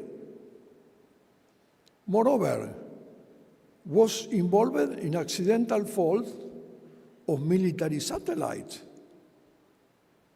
Perhaps you forgot, but the Cosmos 944 was called fall in Canada, contaminated big part. The agency intervened and produced a report on what to do, the emergency response to satellites which are military satellites. Remember, these are not Pacific satellites, they are military satellites. And as I today, the agency have a large experience in assessing and sometimes recovering military nuclear test sites. More military than this, impossible. Marshall Island, Algeria, Kazakhstan, South Pacific.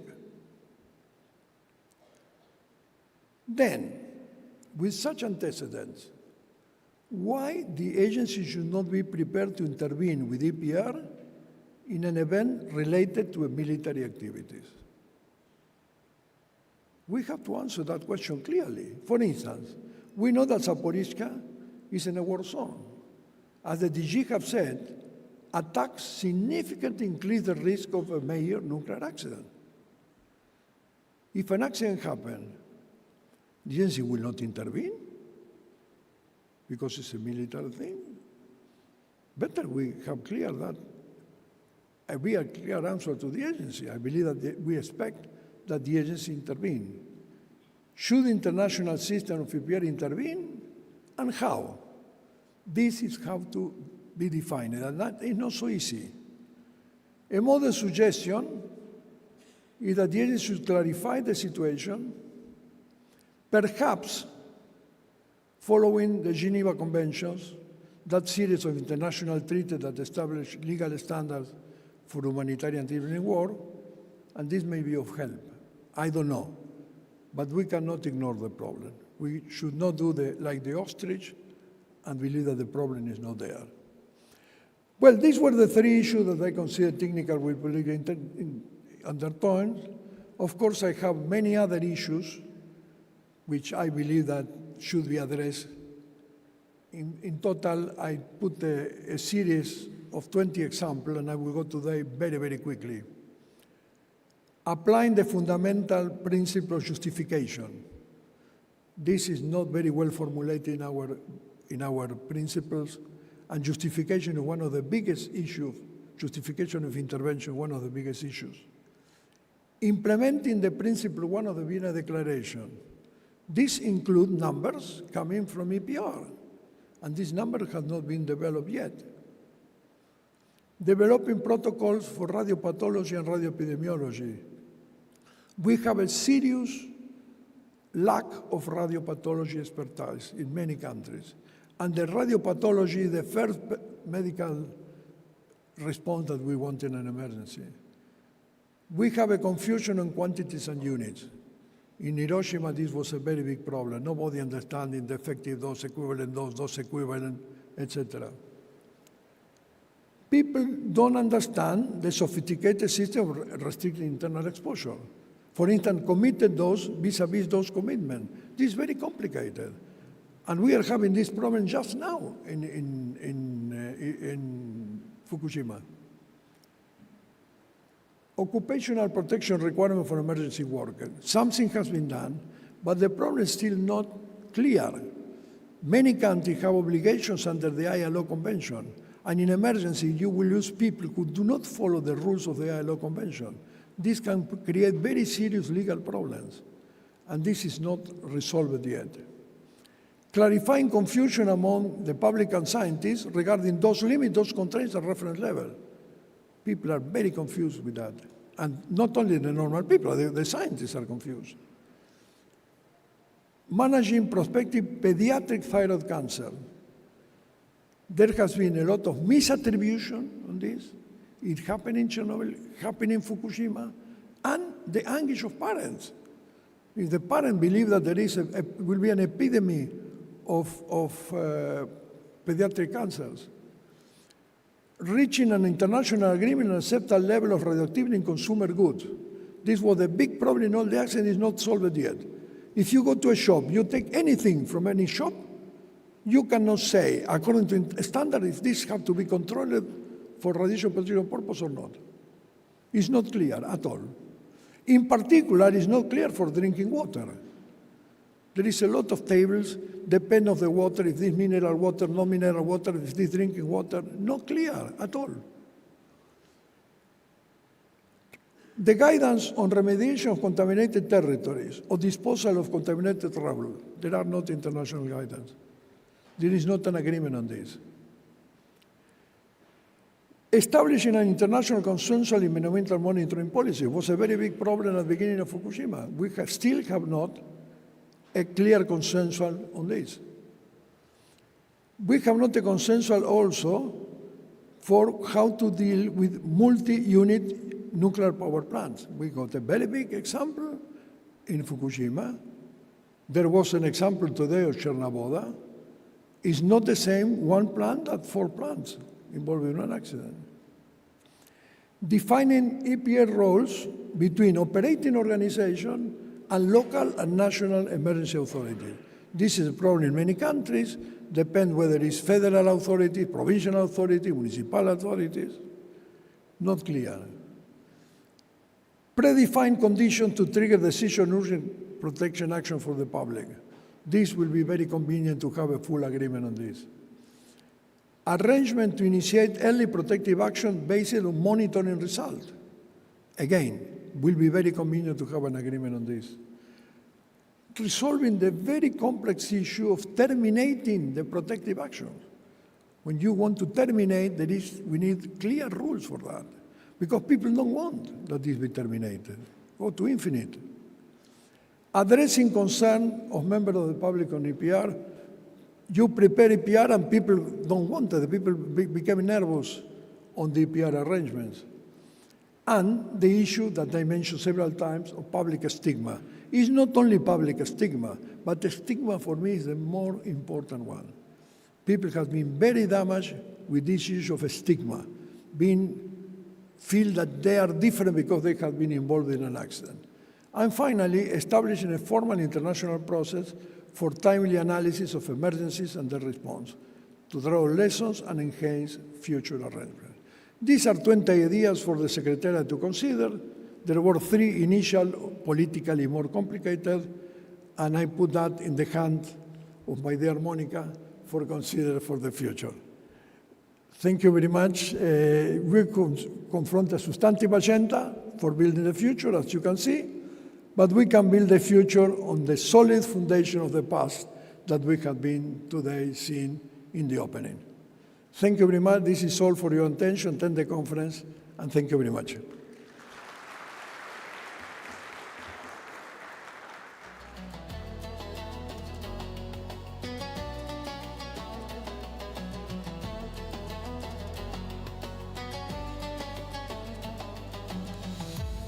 Thank you very much, Abel, for showing us the challenges, both we at the IAEA and you as the international community face going forward within EPR. This brings us to Roundtable 1. As I said, we are now on the technical portion of this conference. Every day we'll have a roundtable. Every roundtable has a technical officer. For this roundtable, it's Nayana Jarajan from the agency, and then I have a moderator, and that is Olivier Isnat. He is the deputy head at the French Authority for Nuclear Security and Radiation Protection, ASNR in France. And then I will just introduce his roundtable delegates, and they will join him on stage. So we have Olga Oleknovich, we have Sarah Miller, Philippe Bormans, Liu Jing, and Kevin Williams. All of you, please join Olivier on the stage. And we're looking forward to hearing from you all. Thank you.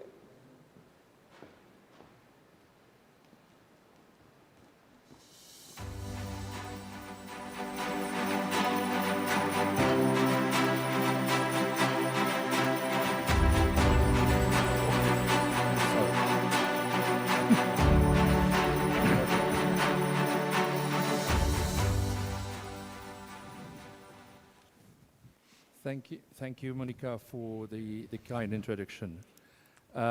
Ladies and gentlemen, to understand where we are going with artificial intelligence, big data, and emergency technologies, I would like you to first look back and remember where we were on March 11, 2011. During the Fukushima accident, Japan possessed, at the time, the world's most advanced predictive system, SPEEDY, a model designed to use automatically plant data, weather data, and help decision makers in protecting the surrounding population. Yet, in the critical hours when it matters the most, the screens effectively went black. Why? Because the earthquake and the tsunami destroyed the data link from the plant, and the smart system was starved of data. The result was a strategy of information. Because decision makers lacked perfect data, they hesitated in act on partial data. Evacuation orders were issued in simple circles as planned, and as a result, thousands of citizens from towns like Nami evacuated blindly, some moving directly into the path of the radioactive plume. So Fukushima teaches us a hard lesson. Sophisticated models are not enough if it does not have robust data, clear procedures, trained users, and transparent communication. It will not protect people when it matters. Moving toward our discussion about artificial intelligence, big data, and emergency preparedness and response, keep in mind this example. Let's begin, and for that I have the pleasure to introduce our 5 panelists. Olga Olekovic, head of the Division for Monitoring and Warning Radiation Hazard at the Radiation Protection Center, Lithuania. Sarah Miller, Associate Professor of Emergency Management at the Pierce College in the USA. Mr. Jing Liu, Vice President of China Atomic Energy. And Philip Bormans, Strategic Advisor in Crisis Risk and Emergency Communication from Belgium. And lastly, Kevin Williams, Director of Office of Nuclear Security and Incident Response at the US Nuclear Regulatory Commission, the USA. So in order to start, I would like to give the floor to all panelists a common questions for all. In 2011, how the response to Fukushima would have been different with the tools we have now. Looking 5-10 years ahead, which emerging technology do you believe will have the biggest impact on emergency preparedness and response for nuclear event? And in these 5 to 10 years, how realistically can we achieve the integration of those tools? So the floor is yours. Who wants to take the mic? Don't be shy. Who wants to start? Yeah, okay. It's a very large question. I think from a communications point of view, I'll just touch on that. What AI, and I think also the evolvement of the understanding of our job, at least for people who are active in risk communication, emergency comms, maybe we would have a better insight, more behavioral insights of the different audiences at risk. Maybe we would have used AI to test our messages before anything happened. So I think the focus could have been on this part that you do before anything happens, like really understanding your audiences. But I believe as a communicator, everything starts and ends with understanding your audience. And then, of course, the use of new technologies to get those insights and testing your different emergency messages, for instance. I think another thing that happened with Fukushima was the cascading events. And we tend in the emergency management realm to disregard some of those cascading events because we sometimes lack imagination. And I think with the tools we have for AI right now, it forces us, or it can force us, to better consider those cascading failures and then exercise to them. So practice based on a truly worst case scenario rather than the worst case scenario that we can think of in the moment. It helps push our ability to respond by thinking outside of the box that we normally sit in. And if I could add to that, I think one of the things that we need to think about is, we've done a lot of studies on predicting people's behavior, what people will do in a real event. And I think having the benefit of AI to let you know what people will do, how they'll do it, can inform some of our decision making. You started off talking about we put people into the way of the plume. If you could predict that and know what people would do and better understand when those things are there, maybe you would have sheltered in place. Maybe you would have, better understood what was going on from a predictive modeling capability in terms of how can we better protect our citizens and what activities do we really need to focus on. And I think, having those tools at our disposal will help us make more informed decisions. Okay. 我前面几位谈的都非常好，我都同意。就像您刚才提到的 ，AI 要想预测模型对核应急有所帮助，前提是要有比较完整准确的数据，才能支撑 AI 的预测。这是一方面。第二方面呢，我觉得 AI 在未来政府需要进行应急行动指挥的时候，也能起到很大的作用。它可以把本国内的所有的这些救援的这些力量，进行一个模型的构架，通过算力、通过算法，能够指出哪个救援力量最有效、最能很快的到达到核设施和事故的就业地，这也是 AI 将来可能发挥作用的一方面。前面几位的谈的我都同意。I pretty much share the insights of my previous speakers. And I think, as you said, in order to make the predictive models of AI to play its role in the emergency preparedness and response, then it is very important for us to have a complete set and accurate set of the data cases. And the second, I think from the government perspective in terms of AI's application in emergency preparedness and response, I think the government can gather or pour the resources within its country and have established certain models regarding these resources. It can rely on computing power to identify the best solutions when there is the real case of emergency preparedness and response. So they can also identify the fastest and best options to have a rescue in terms of this case. Okay. Yeah. To addition to what was said by other panelists, I maybe can allow myself to dream that in next decade something will occur that would help to improve public communication. Let's say something that would be able to extract precise data with geolocation from calls where assistance is needed to just provide good summary to first responders where the assistance is needed, precisely located, and yeah. Okay. Thank you. Thank you for that tough first question. So, Olga, again, please,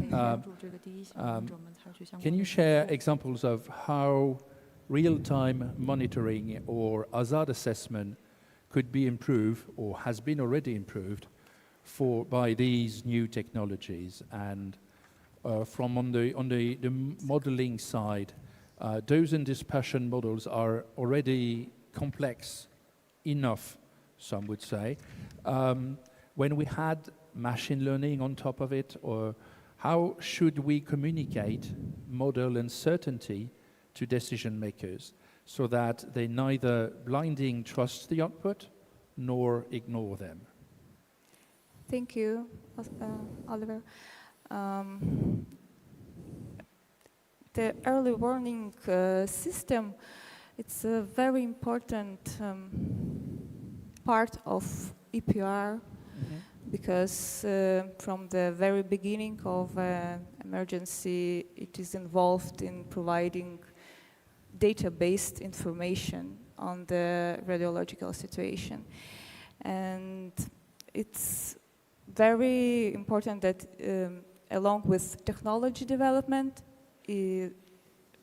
early warning networks getting more advanced nowadays, and it now can comprise different equipment. Instead of only having dose rate meters, it also can comprise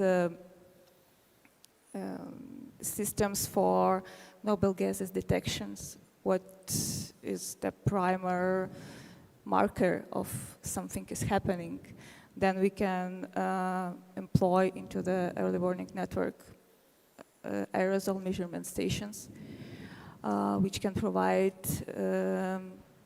comprehensive information about radiological content in the air, radionuclide composition, and also replace dose rate meters with the spectroscopic probes, which also can contribute to giving an overview what radionuclides contributed to this, let's say, observed increase in radiation levels. And all this is very good and could provide good assessment of radiological situation if we would be able to handle fast all this heterogeneous stream of the data. That would the place where I would see the possibility to employ AI tools, allowing, for example, decrease false alarms occurrence, which can be seen due to environmental condition changing in early warning networks, such as precipitation. So to enable us to decrease false alarms without losing the sensitivity of the system. And it already can be implemented. And we are now in our network, should start very soon this feature within the network. But in future, what can be done and what I would expect really from AI or machine learning to help, let's say, assimilate different systems to the surrogates assemblies that would combine different sources, such as digesting this data from early warning system, which is provided in different language, such as dose rate or activity concentration, to translate it to the common format and put on the same map to build the whole picture of the radiological situation. And afterwards, this data should be transmitted to the decision support system, which are operating based on atmospheric transport models. Of course, we are not able to intervene in models itself, but we can make an input to the parameters, which can be changed, such as source term, weather condition, and so on. That would be the real benefit, how we can correct the radiological consequences prognosis.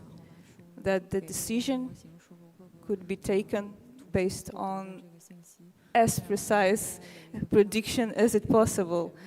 So, with regards to communicating about uncertainties of atmospheric transport models, yeah, it's difficult to do without AI application even today, because usually it is assumed that something completely true by the government, and if you try to tell that it can differ completely, then it's not accepted very well, I would say. Then why you are doing this if you cannot rely on that? So what we are trying to do, we are trying to run a lot of simulation, daily simulation, to show the variety of possible scenarios and possible radiological consequences. And here AI would really help to, let's say,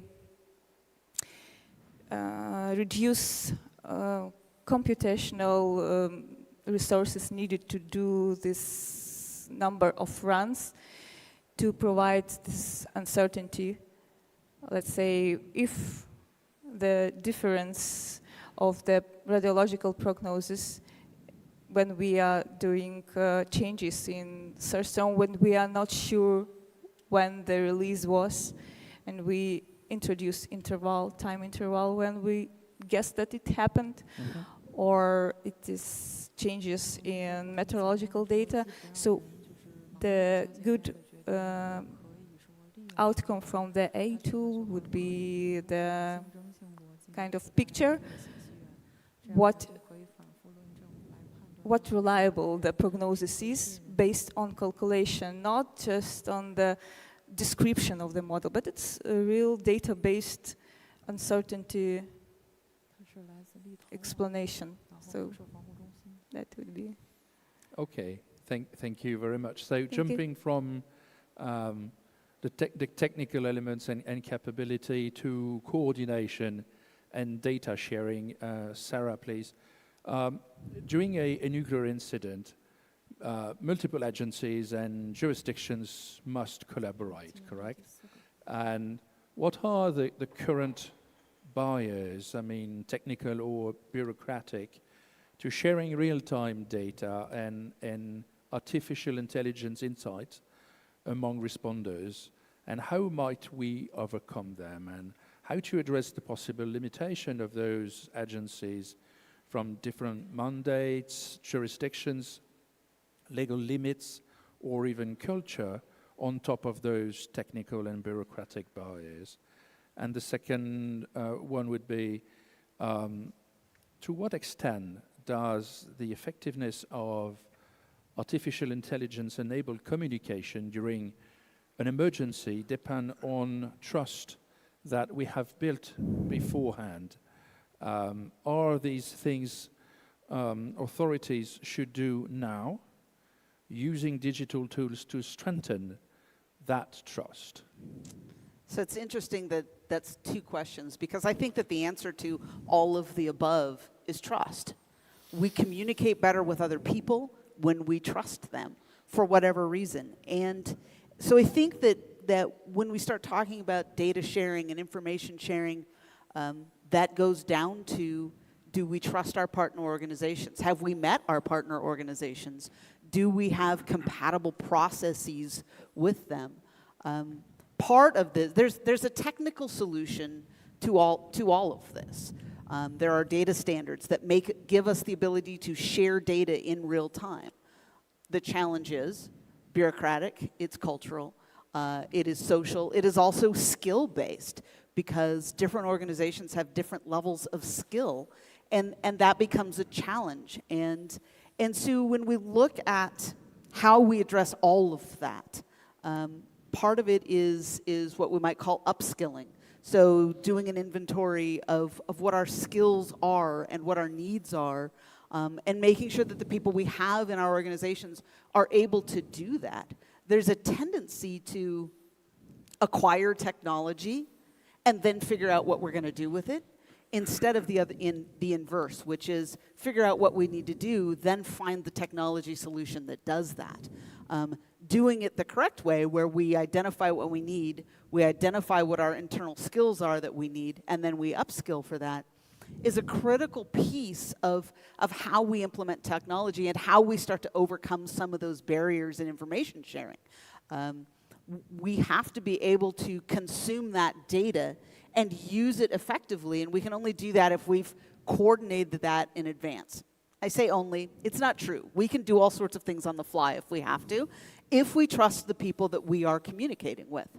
And being a communicator, I think everything comes down to communication. At the end of the day, we are trying to save lives, protect property, and preserve the environment by working together. But when we don't work together well, people suffer for that. And so I think that from a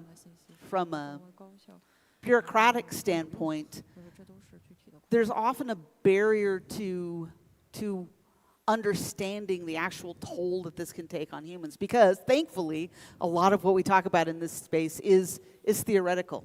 Most people have not experienced a large-scale nuclear disaster, and that is something we should all be very grateful for, right?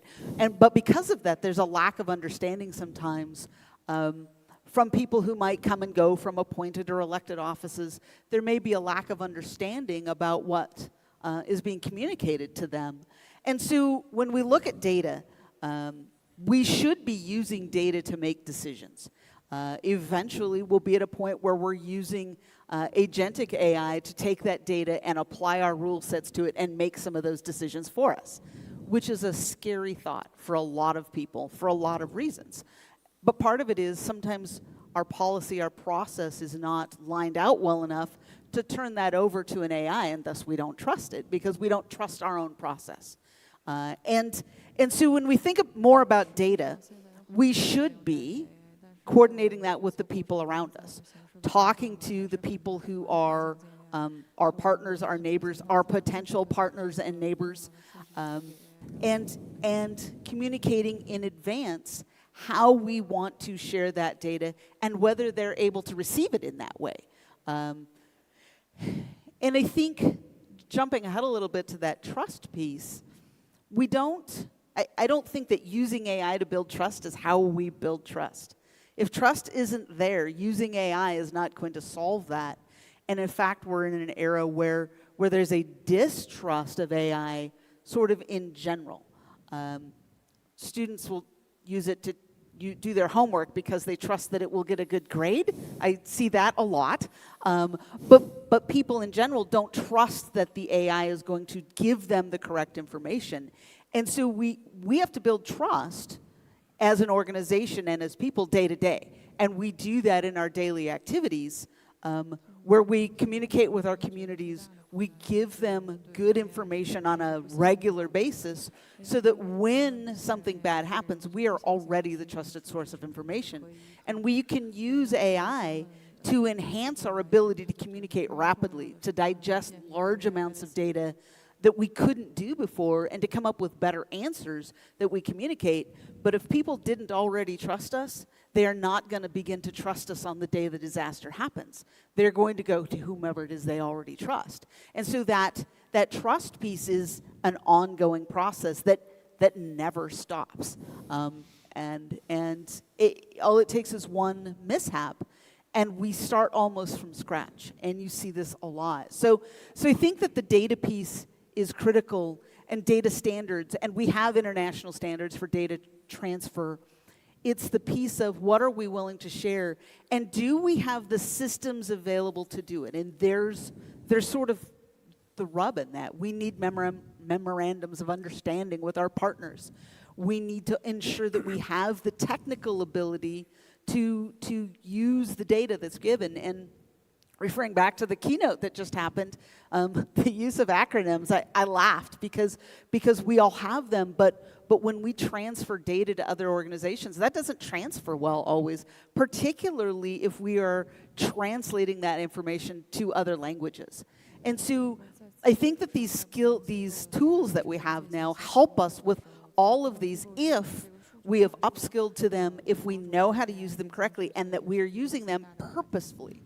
We're not just using AI to make strange and weird videos of cats. We're actually using them to do translation. I used my Android phone, and in the opening address, which was in Arabic, I turned my phone on and it translated it for me in real time so that I knew what was being said.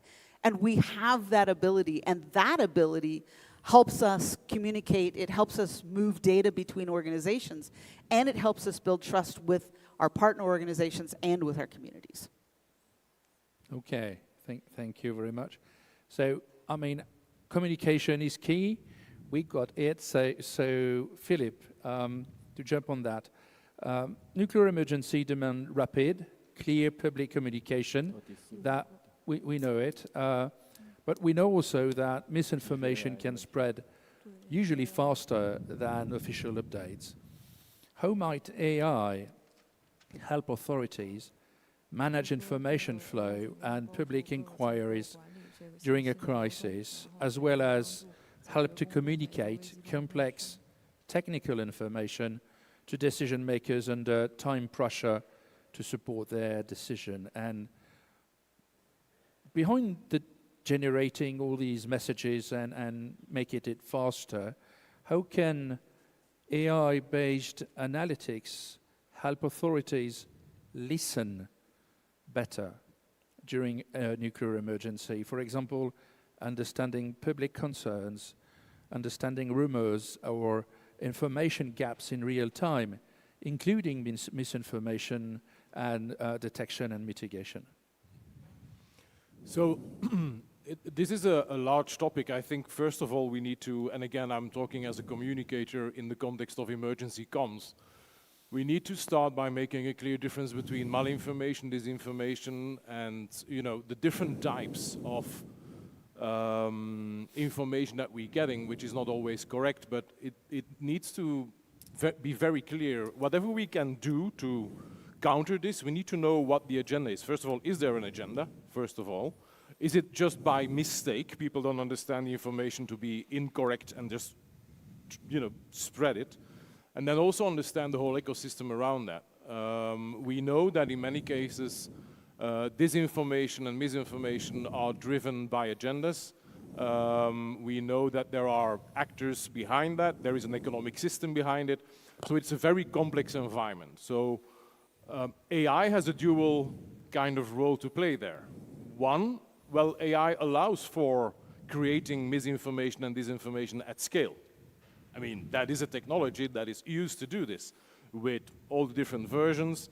It can be from a simple at-scale campaign with Facebook updates, but it can also be deep fakes and what have you. So that is the dark side, so to say, of AI in this context. It's also one of the only technologies that allows us to combat this, because it's a huge amount of data to check. And we know that big players in the AI field now already integrate some check systems so that you can actually see, is this real or not real? But it is a very difficult ecosystem. So what can organizations in our field do? Well, it's first and all understand, upskill communicators, and also invest in the tools, because unfortunately it requires certain tools to be able to look at this. But it's very much also about understanding what drives mis and disinformation, apart from the political agenda sometimes. And then we come to, psychology, human psychology. The techniques used by bad actors, again, they are all based on creating outrage in one form or another. And we were speaking about trust, for instance. Well, trust is only one of the 10 different or 12 different things that these people use to create outrage. Trust is just one of many. So it's a complex psychological environment. And again, I'm not convinced that every communicator, and again, it's normal because we don't all have a degree in psychology, but if you're in emergency risk communication today, you should understand those different principles. So it's again what Sarah said as well, upskilling the communications, emergency communications function to understand that. Then the technology, being able to look what's happening before anything happens. That comes back to your second question. We have all probably standard monitoring, media monitoring and social media monitoring tools. Those are fine, you need them, and they all integrate in one way or another AI. But there are other tools which are purpose-built to actually look what's coming, to look in the future. Do we see, in fact, a network of bots getting ready to spread misinformation? Do we actually see, can we analyze the amount of people that are claiming they have any symptoms of radiological impact before that actually happens? And those tools have been tested and trialed. They exist. They use principles that we know about. And some of them the techniques are very old. You could compare that with, for instance, influenza.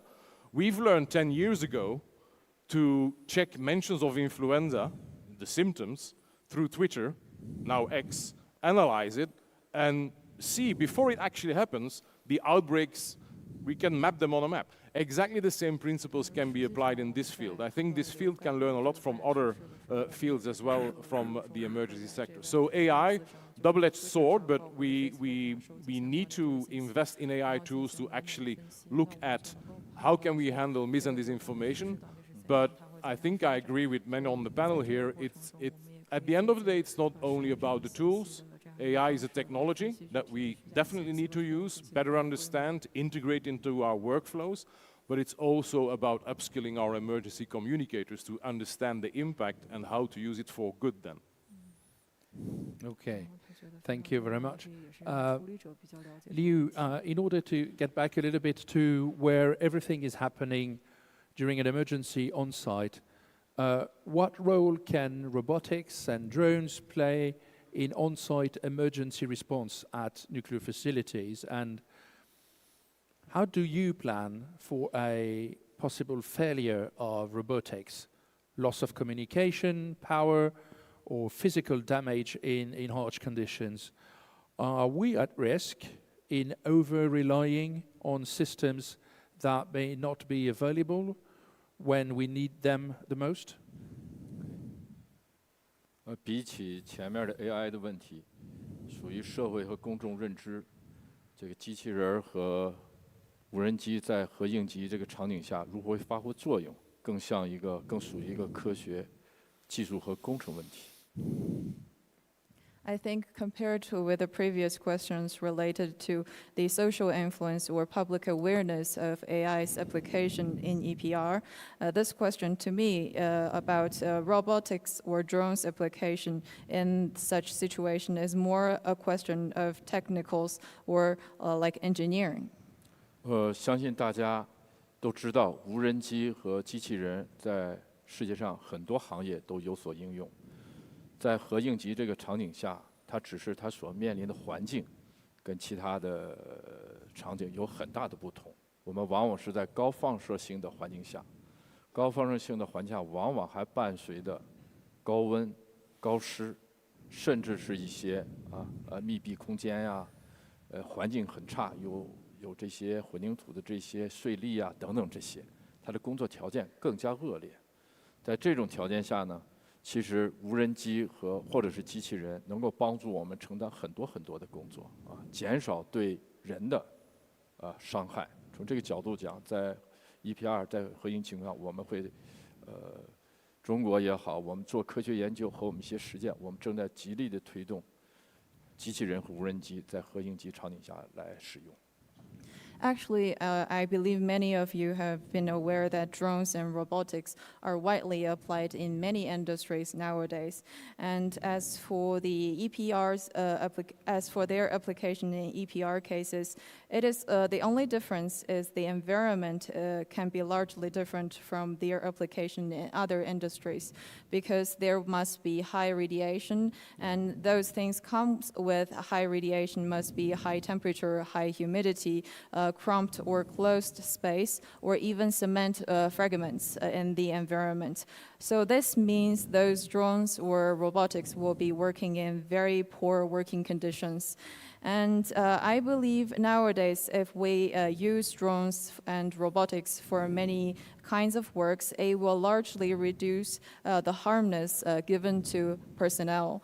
And in EPR cases, actually in China, in terms of scientific aspect or engineering aspect, we are facilitating or we are promoting drones or robotics application in EPR cases. 但是要使这些机器人和无人机在 EPR 场景下发挥很好的作用，我们至少要解决3个问题：一个是环境适应问题，一个是感知技术，就是在它的能够搭载一些任务系统来探测这个环境剂量啊、温度啊、环境是什么样子的、周边环境等等这些，还有一个数据传输，这3个重要功能都必须要满足，才能够更好的发挥机器人或者是无人机的作用。So to make robotics or drones to play a better role in the case of EPR, I think there are 3 things for us to do. The first thing is to enhance its environment adaptability. The second is to improve the sensing technologies, so we can accompany the drones or robotics with certain systems that can detect or monitor radiation, temperature, or even the site of the environment it is in. The third is about the transfer or transmission of data. Only we can meet the criterion for these 3 things. I think the robotics or drones will be better used. 我们要做的一些在中国的实践，就是在已有的工业基础上，我刚才讲了信息传输技术也好啊 ，sensor 这个探测感知技术也好，在各个行业都用。我们要把它一体化整合起来再来研究它们能否在这种复杂的高放射性环境下能够正常工作，这是我们目前正在集中开展的工作，已经取得了一些效果。Actually, in terms of China's practice, we are doing certain work based on the foundation of the already happening application of the industries right now using drones or robotics. Actually, as I mentioned, these 3 criteria, including data transmission and sensing technology, in the common practice or in the current practice in China, we already have these applications. So the work for us to do is to integrate those technologies, those systems, to make sure that they can be integrated to drones or robotics, so they can work under complicated scenarios, in high radiation scenarios, and they can work properly. 正是由于它这样一个恶劣的这些工作环境，在他的工作当中肯定会面临失效，这是肯定会有失效的。但是我们会通过一些冗余啊，现在的技术其实也很丰富，比如说通讯如果中断了，我们可以有无线的、有线的等等，这些都可以去弥补。我觉得这些都可以通过现有的技术我们加以解决。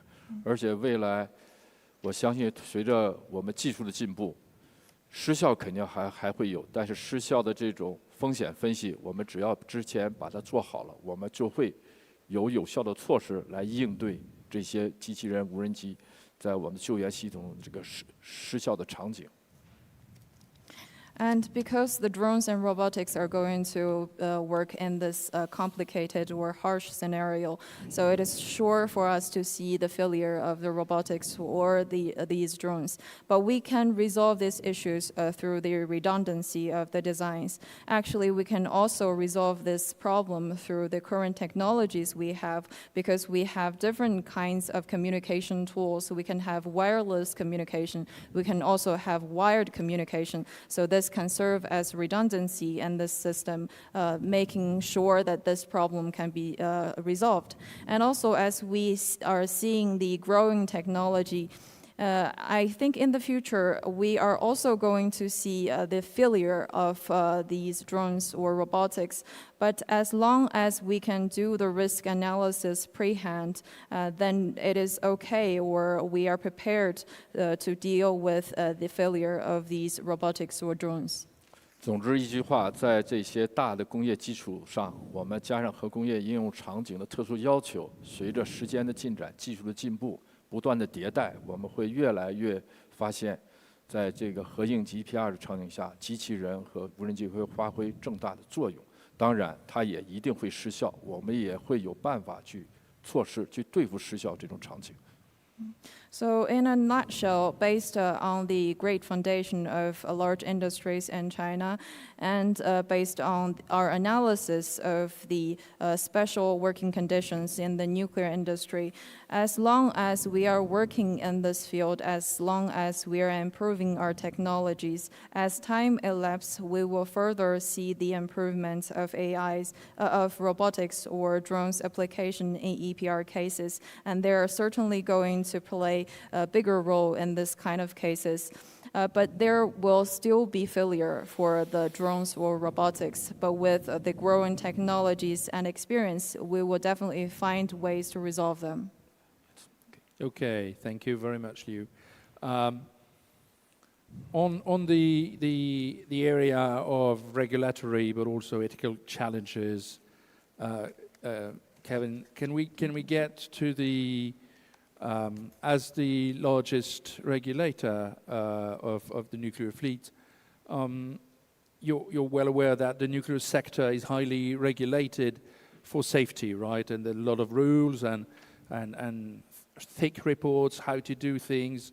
How can it integrate these fast-moving innovations like AI, where every week is different in terms of tools and capability, or autonomous system? And looking also at the nice exercise you had, the cobalt magnet this year with your Canadian colleagues, and looking at cross-border coordination. Nuclear emergency does not stop at the borders. We learned that, right?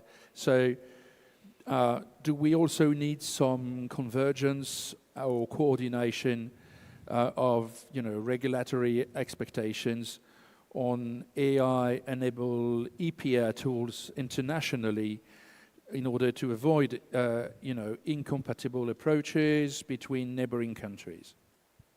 Thanks. With respect to the first question, I think you need to look at it from maybe a three-pronged approach.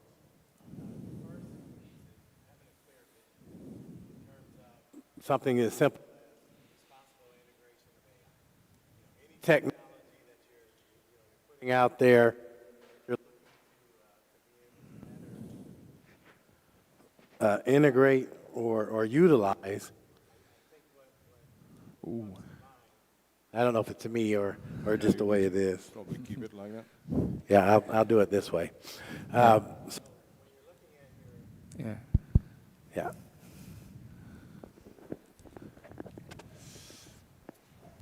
Thank you. So I'll repeat what I said. I think you need to look at it from a three-pronged approach. Looking at your vision in terms of something as simple as responsible integration of AI or whatever technology that you're utilizing. And what does that focus on? It gets us to focus on maintaining our safety and security posture by also providing a reasonable approach to being protective of our citizens and taking appropriate actions.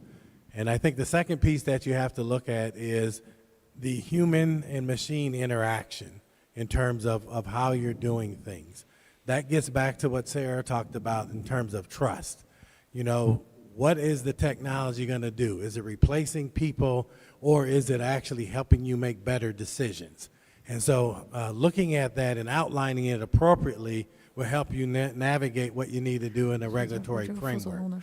And the last piece, I think, is something that Abel talked about, is adaptability.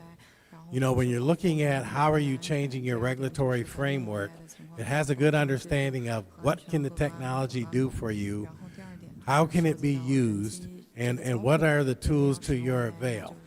The NRC itself has done this in a number of activities. You know, I'm sure a lot of you are aware of things that we've been asked to look at and how to make our processes more streamlined, more effective, to do things quicker.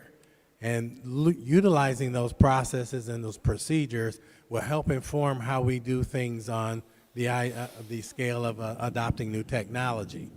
One of the things that we have done is had a better understanding of what the challenges are before others, you know, leveraging the IAEA working group that we're looking at, leveraging things that have already taken place, like the UK utilizing AI in its regulatory framework.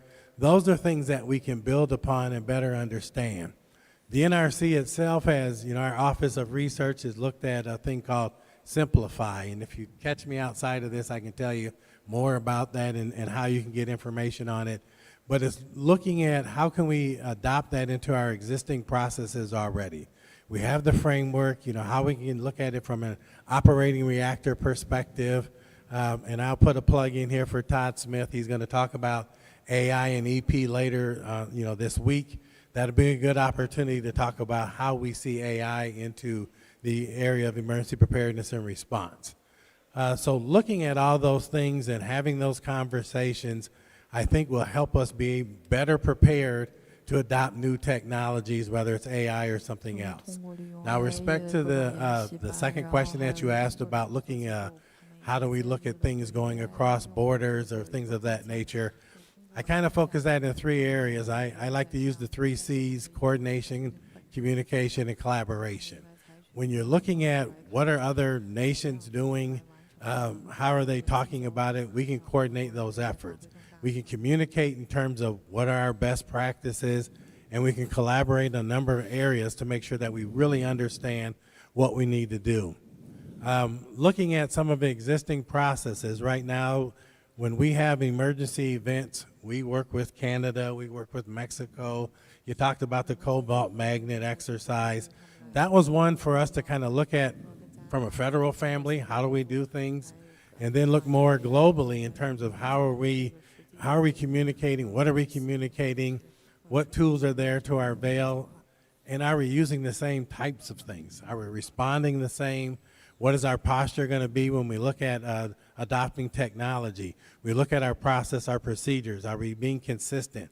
You know, we stay away from using acronyms, you know, things like that nature, and being very deliberative and very disciplined in our approach.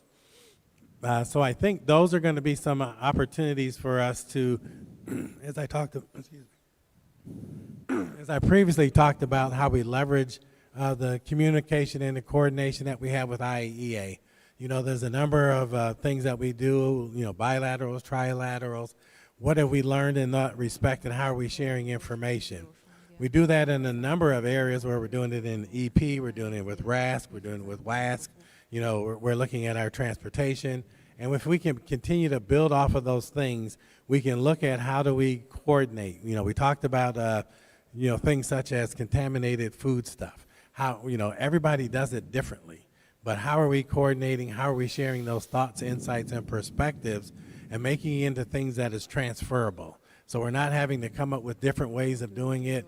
We're not getting it on the fly. We've had time to actually communicate, coordinate, collaborate in terms of what are the expectations? What can the technology do for us? Are we utilizing similar terminology? And how are we going to be consistent across the board? You know, we're learning different things, different expectations, and I think sharing that information will help us be successful. Okay, thank you. So thank you all, and I would like to give the opportunity for audience to ask a couple of questions. So anyone is ready to ask questions to all panelists, so I would like you to stand up and say your name, position, and ask your question. Here, in the back. No, you're going to be provided a mic, I think. I don't want you to lose your voice on day one.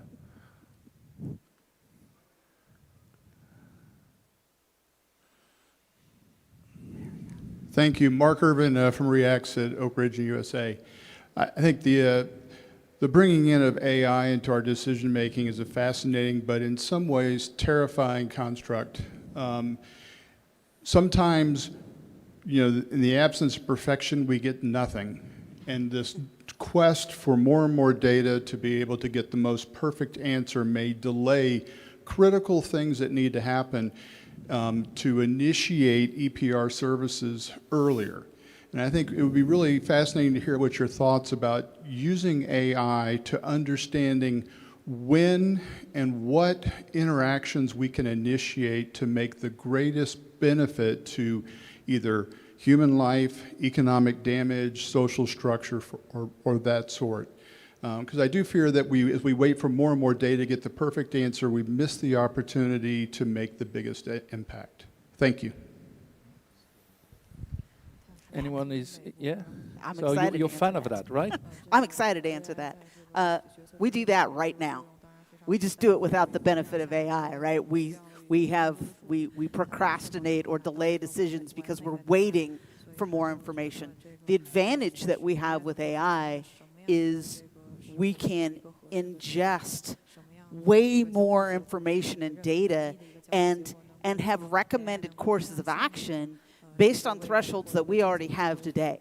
If we train an AI around that and we say, here's our thresholds, ingest the information, let us know when we get here, and then we can pull the trigger. I actually think it'll get us to those things faster. I have seen in my career people who delayed so long in making a decision that people just finally went around them and made a decision and moved forward. Because we are never, even with AI, we're never going to have all of the information. We can't know all of the things, but we can do a better job. And an AI can force us to take it can strongly suggest that we take an action based on our own predetermined criteria, which can, I think, push us out of paralysis by analysis sometimes. We get some tunnel vision, and if we have an agent there that is telling us, hey, you've met your threshold, I don't know what you're waiting for, here's the decision you've already decided you're going to make, we have an AI that can push us in that direction, and those things change, right? We're going to learn more information and our decisions will change, but I think it could be very helpful in that, because I think we already know what we're supposed to do. We're sometimes hesitant to pull the trigger because we want some other validation, and I think AI could be that validation.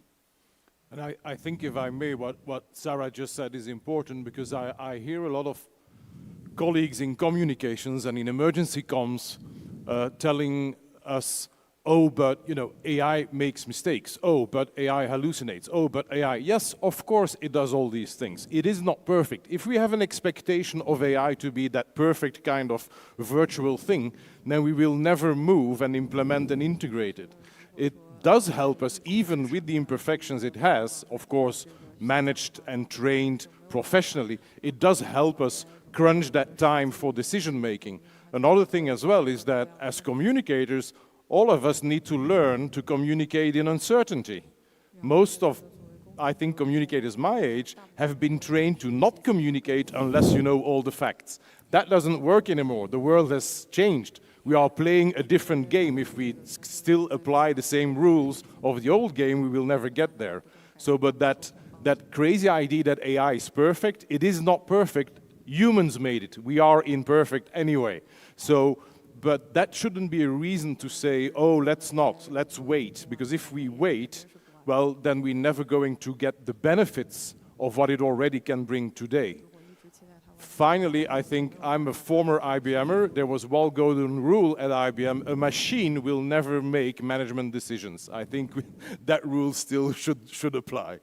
Yeah. Okay. One thing I add to that is, when we look at the scenarios that we've run, things that we've done holistically, there could be some benefit to going back and looking at those scenarios and running it with AI. And maybe that will address or help with either the mistrust or not understanding how it would be beneficial to us. So if you can go back through those processes and look at, are you going to get a different outcome? Are you going to have something that it may have anticipated it earlier or sooner to help with your decision making? And I do think at the end of the day, the decision makers get all that information and they make the decision that they think is best and protective of public health and safety. So as you're looking at all those types of activities, it's a tool to help us get to the end. And it will help inform our thinking and our processes as we navigate through this. Okay. Time for one quick question, and because Abel was on time, so we need also to look at the clock and to stay on time. So yes, one quick question here, and a quick answer, please. It's asking. Or a short one, at least. Thank you. Gül Göktepe, Bahire Gül Göktepe from Turkey. I happened to be at the IAEA as a diplomat when Fukushima has happened, and I'm a nuclear safety engineer as well. I start with Philippe's comment that thinking of the emergency management teams should be in the probabilistic way, not the deterministic way. Because I had this agony during watching the Fukushima at the IAEA. Accident progressed one by one, day by day. Nobody, even the safety people at the agency, imagined that it was going to go that long. Because world safety people and engineers failed. We failed altogether to help the people in Fukushima. And in the previous EPR conference in Vienna, I learned from the Japanese team that most of the people in Fukushima died of the cold weather. We did not know this because it was a multiple failure. And what I suggested at that time, each nuclear power plant may have, perhaps, if you agree, dear speakers, may have twin brother or sister plants in another part of the world. So probabilistic safety people could work on what is going wrong. There are so many possibilities, so they can help to give an input. Otherwise, with a multiple failure, cold weather, darkness, external event, failure in the cold weather, flood and everything, and big earthquake, who can help? First responders will be in completely different geological area. And this same principle goes for the natural disasters. What we happened had a very big earthquake, multiple earthquakes in Eastern Anatolia 2 years ago. And our first 8 teams were really very well prepared in the cities. But I prepared some proposal earlier. Nuclear probabilistic safety people should help the emergency people. Nobody did understand that. And they said everything was ready, but it failed because the next city was also affected. But I said, if people prepared with the probabilistic risk assessment experts, they would know that next city could never help. So please, for the first responders should be trained in the probabilistic way, and perhaps we should talk about probabilistic risk management, not in the deterministic way, as Philippe remarked so well. And I would like your comments on this. Sorry for the long comment. Thank you. Thank you for your almost short questions. Any views on the training of all responders in a more probabilistic way, and any thought of that? Well, I mean, there's different levels to this. I am a strong believer, having worked on site in emergencies, that probably the first responder that you'll see is your neighbor. So there's a lot of work to be done as well in what people call resilience. It's engaging the different audiences at risk. In some parts of the world, audiences at risk know better most of the time on how to handle an emergency than others. But so that is one side. What you're talking about in that probabilistic way and looking at what is possible, and specifically in what we call a polycrisis world, where things happen one on the other and impact the other. I don't know about training people, but I do know, for instance, that, again, coming back to AI is a beautiful tool in showing you different potential, very complex scenarios, and then not only showing them to you, because that's nice, but if we're creative, that's nice as well, but then also looking at, if you take a certain decision from an emergency communication point of view, what would be the reaction, what would be the potential impact, what would be the potential things happening, and extrapolate from that. It's applying game theory through AI on emergencies. That is something that works very well because these AI systems are built to just think further on that aspect, so it fits very well. That comes back to simulations. Let's not only train for one specific failure, let's train for a couple of them coming all together. So that it keeps us on our toes. So that would be my point of view from the comms point of view. Okay, we're now coming to the end of the round table. So let me close with just some practical messages. We have heard today about AI, new sensors, new communication tools. It's easy to leave the room thinking, well, this is interesting, but that's for tomorrow or later, or that is for a country with more resources than mine. So I'd like you to leave the room with 2 or 3 concrete things so that you can do when you get back home, right? The first one is keep it simple. Choose one specific case and taste it. Not 10, just one. It might be an AI-supported monitoring, as we had at the beginning of the roundtable, in your early warning system, a simple dashboard in your emergency center, or a basic social media monitoring function during an exercise. I mean, the important thing is pick one problem, one tool, and integrate that in your next national emergency preparedness plan, and do that and test it during exercise. Second of that, invest time in your data foundations. We heard that data is essential, correct? So give you time and look and think about your data foundation. AI will not save a situation where data is missing. We've seen that at the beginning. Even if it's inconsistent or impossible to share. So what are the few critical data streams you absolutely need?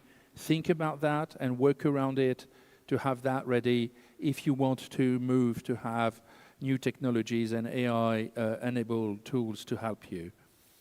Third is, as we have seen, and that's also the questions asked here in the audience, is to remember that it is not just an IT thing. That's a people and procedures project, okay?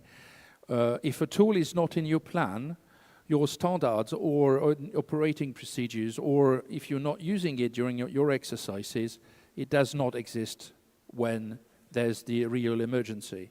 So bring your AI, bring your models, your drones, your dashboards, and everything in your exercise room, okay? Test it.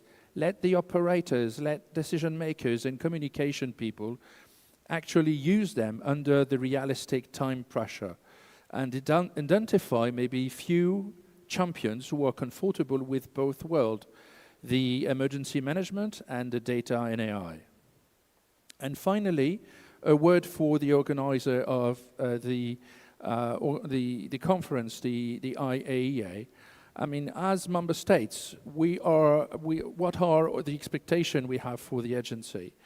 We know that on the AI side, the agency has already positioned itself through AI for atoms, technical documents, and even the designation of a first collaborating center on AI. But related to EPR, what can we expect? Okay, as we've seen, data are key, so maybe one suggestions for the agency is what about investing in data and interoperability backbone, defining with us the minimum emergency data set that should be available in every member state for AI assist EPR. And maybe if you have enough time and resources, still help member states through capacity building, bridging us with regular technical meetings which are mixing EPR and AI in the future. And I would like to close the roundtable and thank again all the panelists for their insight and views on that critical subject. Thank you very much. Thank you. Okay. Thank you.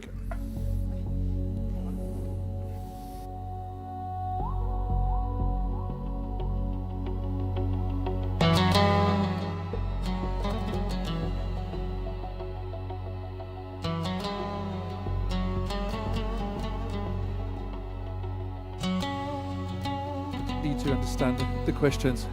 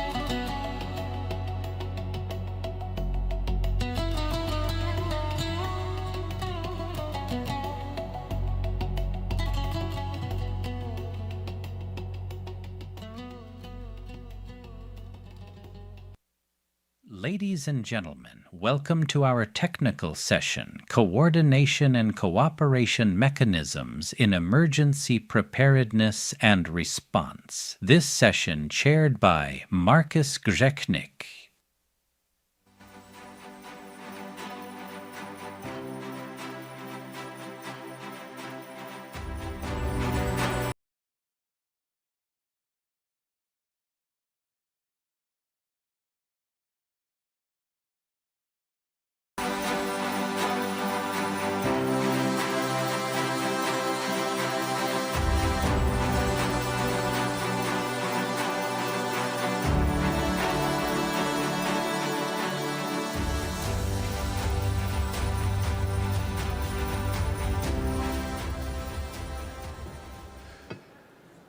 Good afternoon, everyone. Thank you for joining us. Welcome to the first thematic session of this conference, Coordination and Cooperation Mechanisms in Emergency Preparedness and Response. As you have heard, I'm Dr. Marcus Grzechnik of the Australian Radiation Protection and Nuclear Safety Agency, and it's my honour to be chairing this session. I will be assisted by Musa Al-Khatam of the Incident and Emergency Centre of the IAEA. And I thank him very much for organising the panel and for keeping us in check. We'll hear from each of our 5 speakers, after which the floor will be opened for your questions. So please pay attention and by all means get involved. Today, we'll, as highlighted in the conference objectives, strengthening coordination and cooperation is not just a technical necessity, it is the foundation of resilience. In an era of emerging threats, complex hazards and rapid technological change, no country can stand alone. Today, we will explore how national authorities, regional frameworks and international partners work together to ensure readiness and sustainability. Our discussion will move beyond theory to practical mechanisms, examining integrated communication platforms, cross-border collaboration and adaptive governance models that enable real-time decision-making under pressure. Our speakers represent diverse perspectives from Europe, North America and Asia, offering insights into how coordination can be embedded within emergency management systems, supported by technology and tested through rigorous exercises. Together, these approaches form the backbone of a global safety net, one that protects lives, builds trust, and ensures that when the unexpected happens, we respond as one. So, our first of our panelists today is Mohammed Al-Saway. He will be talking about a novel communication platform for nuclear and radiological emergencies. Mohammed is a professional with expertise in nuclear and radiological emergency preparedness. He leads the development of Saudi Arabia's national communication platform, enhancing coordination among national entities and improving response frameworks. Mohammed, please. Thank you. You have the floor.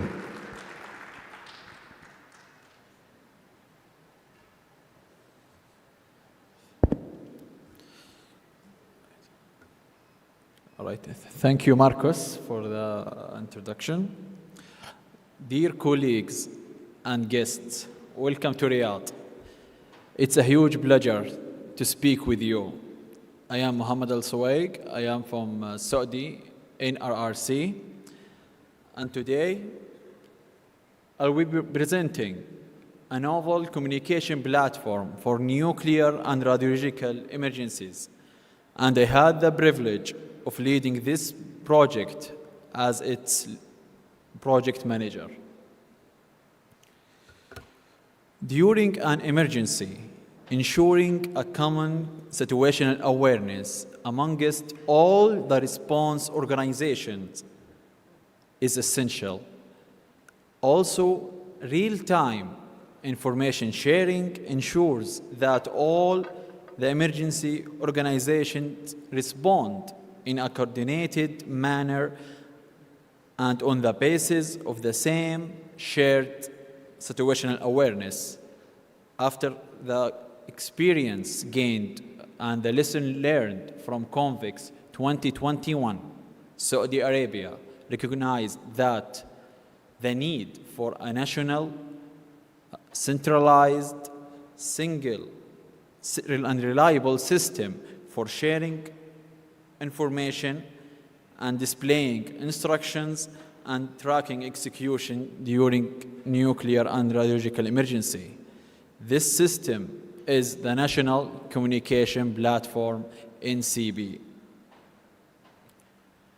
The main goals of the NCP are to provide a scalable multi-user system, standardize communication protocols, and enable real-time notifications, alerts, and updates.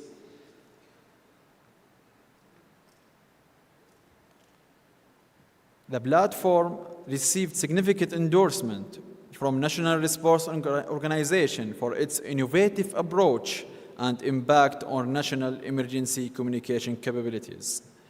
Also, these goals align with the broader governmental strategies for national resilience and business continuity. The NCP was developed by NRRC, guaranteeing continued support, internal integrity, information security, and full compatibility with Saudi emergency management systems.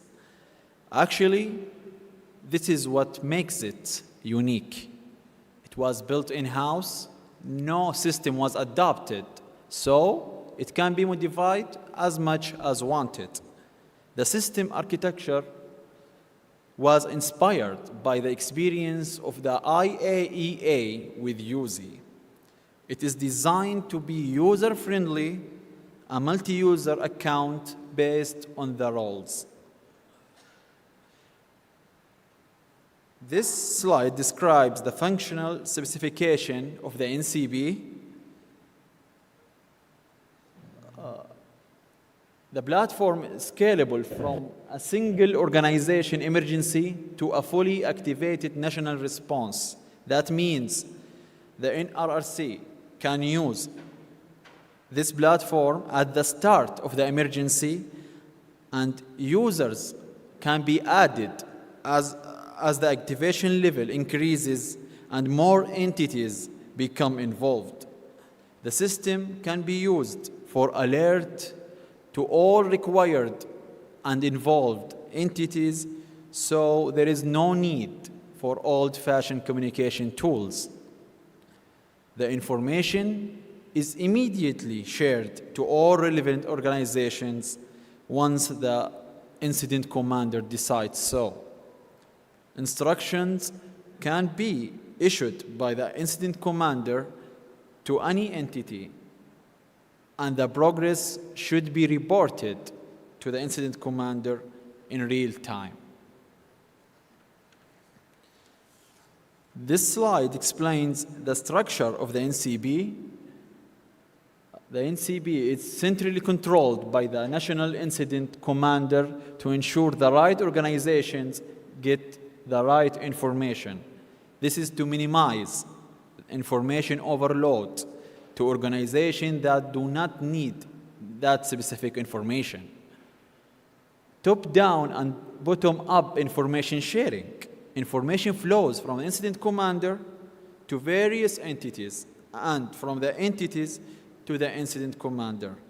Information flow diagram will be showed next slide. The platform also includes designations for unified command with special access and recommendation privileges. The platform is designed to give control to the relevant lead entities, but it can be changed as the emergency evolves without loss of any data. This diagram, let me just show all of it. First of all, this diagram shows the structure pre the activation of the national plan. The NRC, by its Nuclear Emergency Operations Center, receive the emergency. The duty officer in that Operations Center fill out the form inside the platform, and escalate to higher management. The higher management analyze the emergency. They either deal with it internally or send the recommendation for activation of the national plan.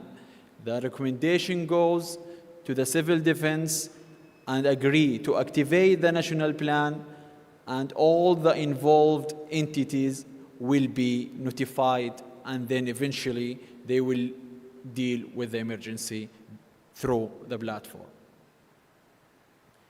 This diagram shows the structure after or post the activation of the NCP. As you can see on the right side, the communication and the transactions between the incident commander committee and the incident commander are hidden. This is to avoid any confusion to other entities. Once the recommendation is agreed or approved by the incident commander, it's going to go to the national entities to do this directive or to apply for any kind of protective actions. And on the other side, all the transactions between the national entities and the incident commander are shown to all. It came to our attention that during crises, sometimes a telecommunication outage happens. So, 3 means of connections were established to ensure that every national entity can access the platform whatever happens.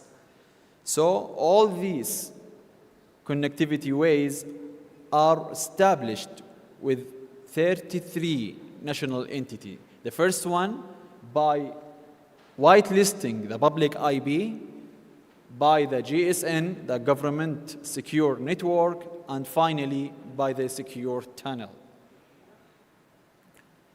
It's worth to mention that the platform has been fully used during Convex 3 2025. Below, there are some statistics of the NCP during Convex. 23 directives were issued, 37 information reports were processed, more than 450 short messages were exchanged. In the future, we plan to integrate with all internal information systems used by other national entities, including with AOC. We will expand the training to ensure all personnel know how to use it. We will test the platform more and more in realistic emergency exercises, and we will continue to improve on the basis of lessons identified during exercises and real emergencies. To conclude, basically the NCP offers simple, user-friendly, and flexible system for communication, information sharing, and common situational awareness during a national emergency.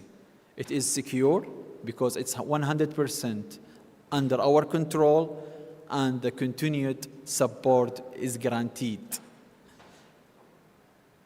Thank you for your amazing attention, and you are more than welcome to visit us at the NRRC booth to view the demo of the platform. Thank you again.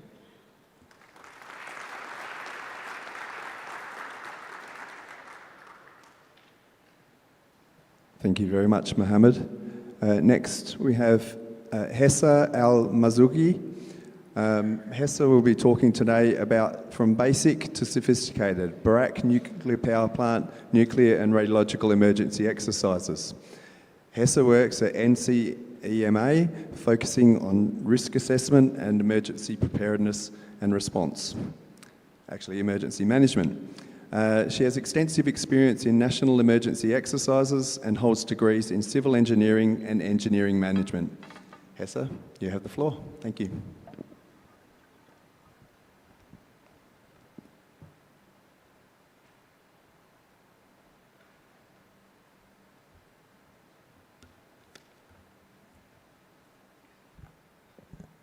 Good afternoon, everyone. My name is Hissa Al-Marzougi,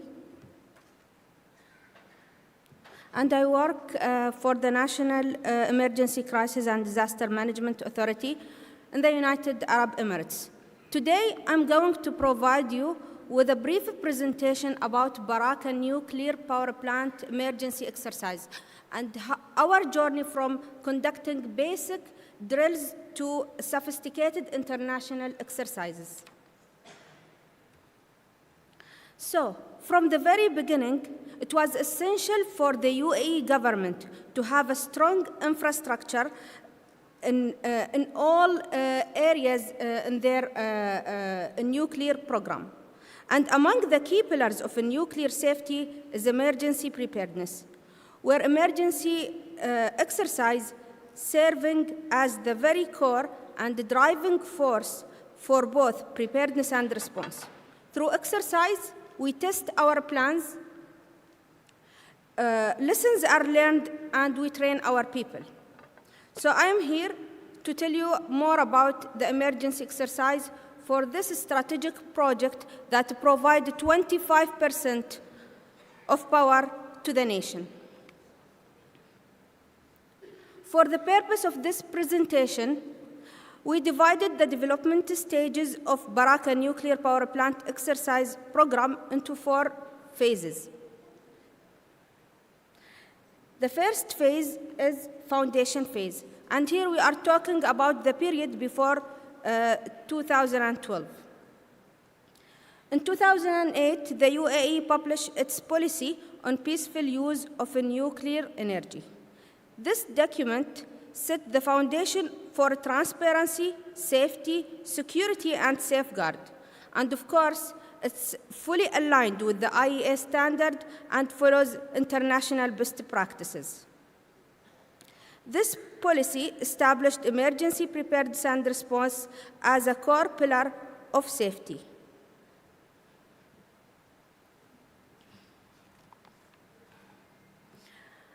A year after, FANR was established, followed by the Emirates Nuclear Energy Company in the same year.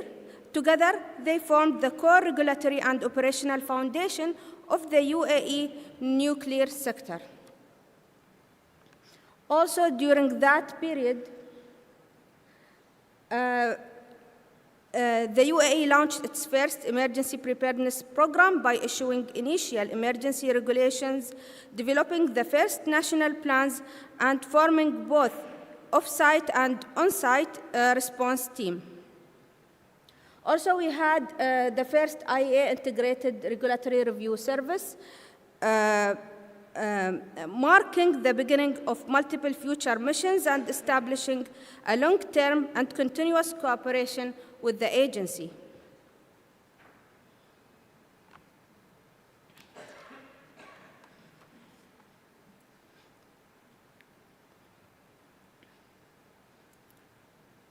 In this phase, the UAE invested heavily in building national capabilities.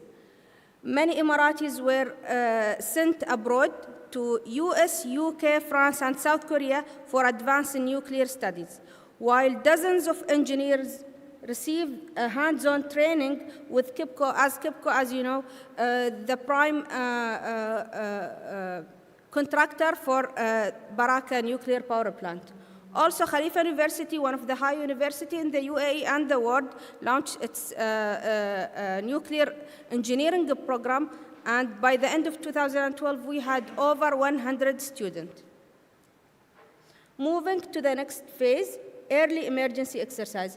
Here we are talking about the years between 2012 and 2015. In this phase, the National Emergency Crisis and Disaster Management Authority, NCEMA, was designated as chair of Baraka Exercise Committee. And here, let me tell you more about the entity that I present. NCEMA was established in 2007 to supervise and coordinate with entities at all levels to ensure effective management of national emergencies, crisis, and disaster. And one of the core role of NCEMA is to coordinate national exercises. This is exactly why NCEMA was selected to lead Baraka program. Our emergency management system follows a layered holistic model, starting from the Emirates level. Then, if the capabilities was exceeded, we move to the federal or ministerial level, and finally, we have the national level. It's a system built on unified command, coordinated action, and seamless collaboration across all levels.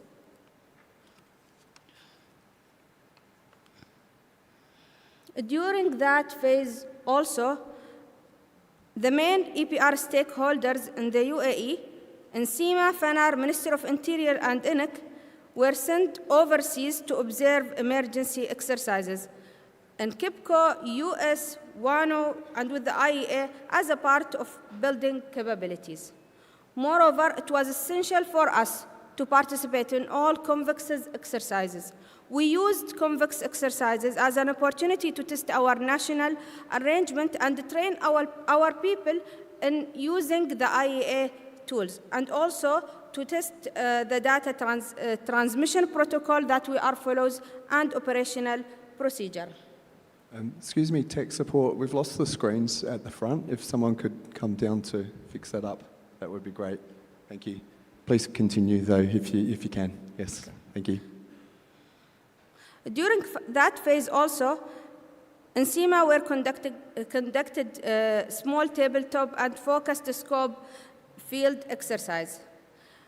These exercises, although they were small scale, but it helped us in testing the coordination between different stakeholders.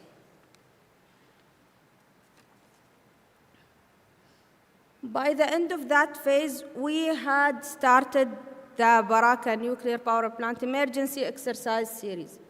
The real start was in July 2014, when the off-site emergency plan was approved. By that time, we have conducted full-scale multi-agency exercises, and we focused on off-site coordination, and of course, we were making sure that this is fully aligned with the IAEA expectations and requirement. Moving to the next phase, the pre-operational readiness.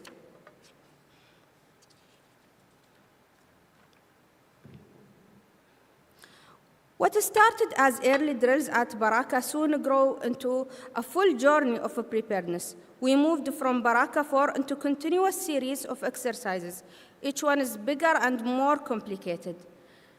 With Baraka 5, we participated the moment nuclear fuel arrived. With Baraka 6, we simulated emergency during the first ever fuel loading.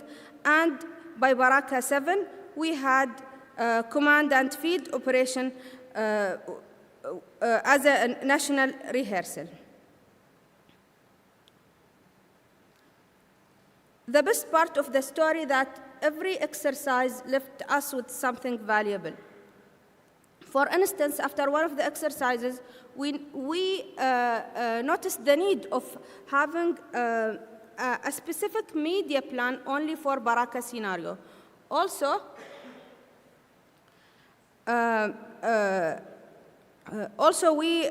after one of the exercises as well, we formed the German team, the Joint Emergency Radiological Monitoring and Assessment Team. This team was recognized as a good practice by the IAEA during April Mission 2019.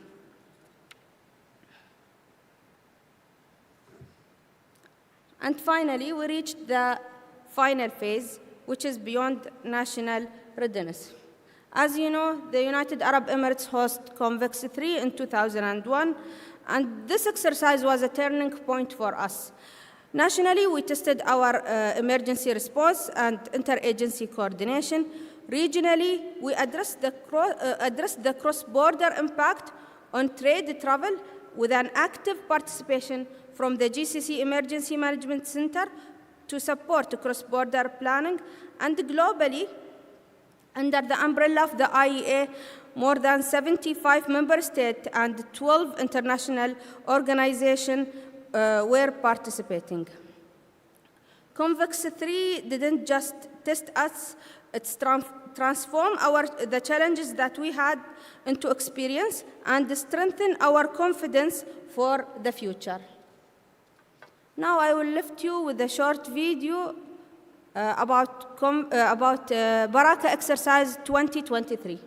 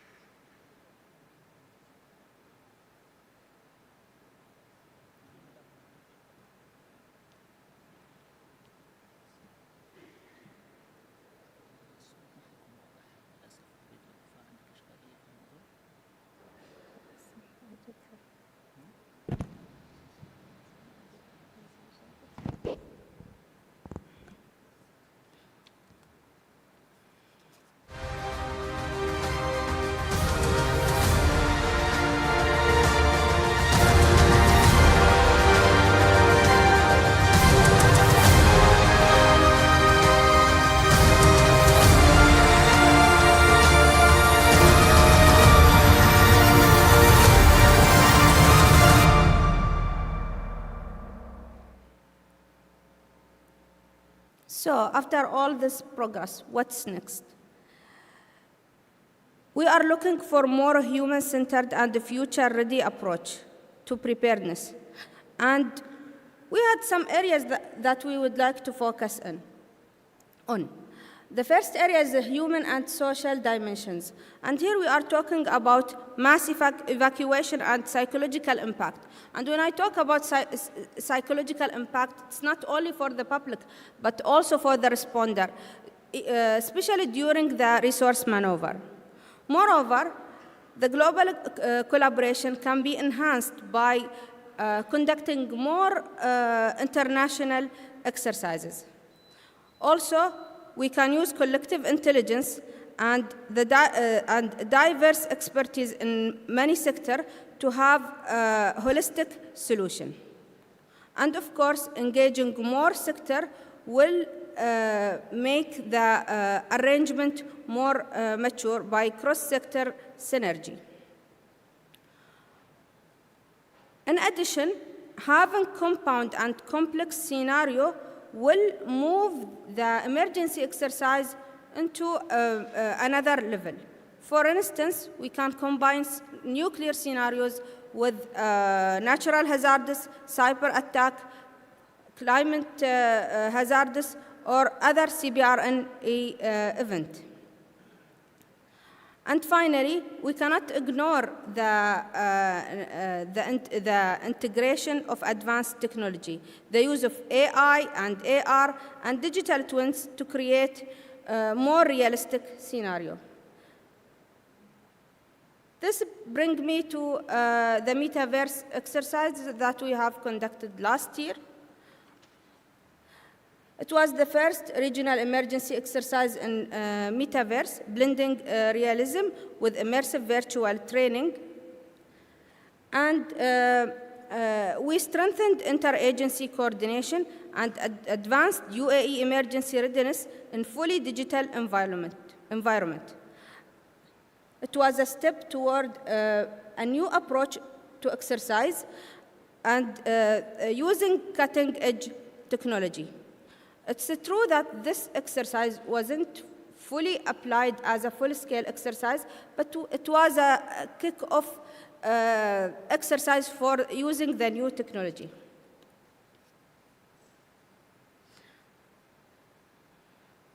By the end of this presentation, I would like to highlight that the UAE began with foundational step guided by international standard, evolving through continuous improvement into robust national system of EPR. And the readiness expanded beyond national level through active participation in international emergency network and pioneering innovation.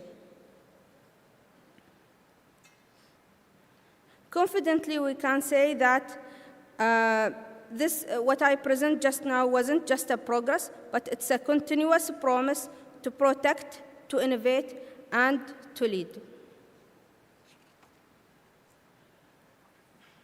Many thanks for your attention.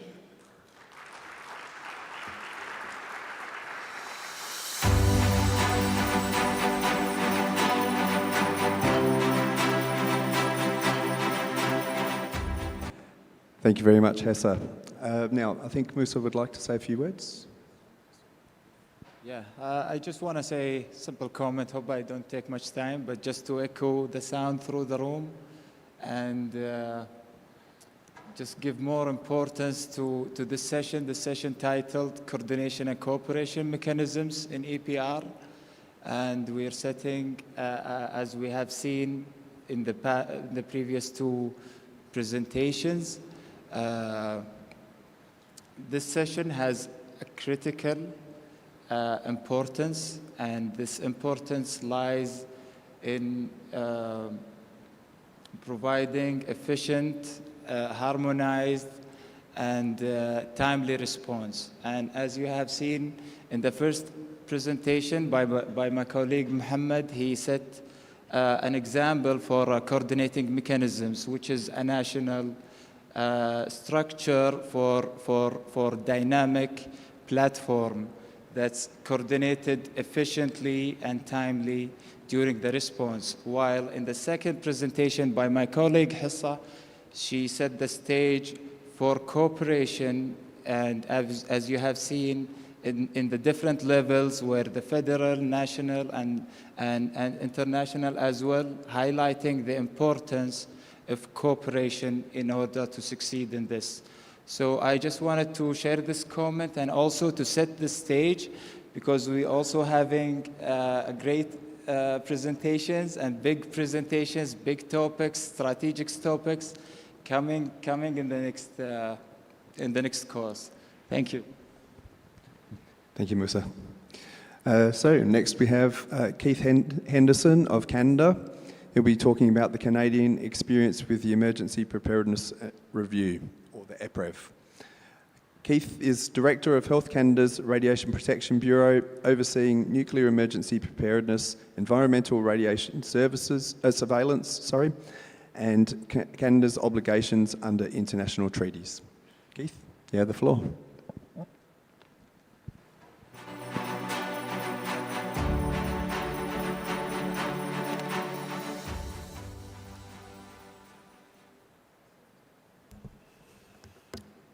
Thank you very much, colleagues. It's my pleasure to be here with you in Riyadh and to be able to speak to you about Canada's planning, preparation, and execution of our Emergency Preparedness Review mission in collaboration with the IAEA. My presentation will focus mainly on the process by which we planned and execute the mission, and not necessarily the outcomes, which you can read in the public reports for both the main mission and the follow-up mission. So why an EPREV in Canada? So following the 2011 Fukushima Daiichi accident, there was the Action Plan on Nuclear Safety that came through the IAEA that specified that member states should conduct national reviews of emergency preparedness and response. In response to that call, Canada committed at the 6th review meeting of the Convention on Nuclear Safety to undertake an EPREV mission, and we were the first G7 country to commit to an EPREV. The stated objectives for Canada's EPREV aligned with the objectives of the EPREV program. We wanted to demonstrate in a public way that Canada meets the IAEA standards in preparing for and responding to nuclear emergency, but also to avail ourselves of the opportunity under a peer review to identify best practices and areas of improvement that we could work on to better align Canada's framework with these standards and to share some of our best practices with the international community. The Canadian EPREV scope focused on the nuclear generating stations, so EPC Category 1. And we further focused the scope to 2 of our nuclear generating stations in Canada.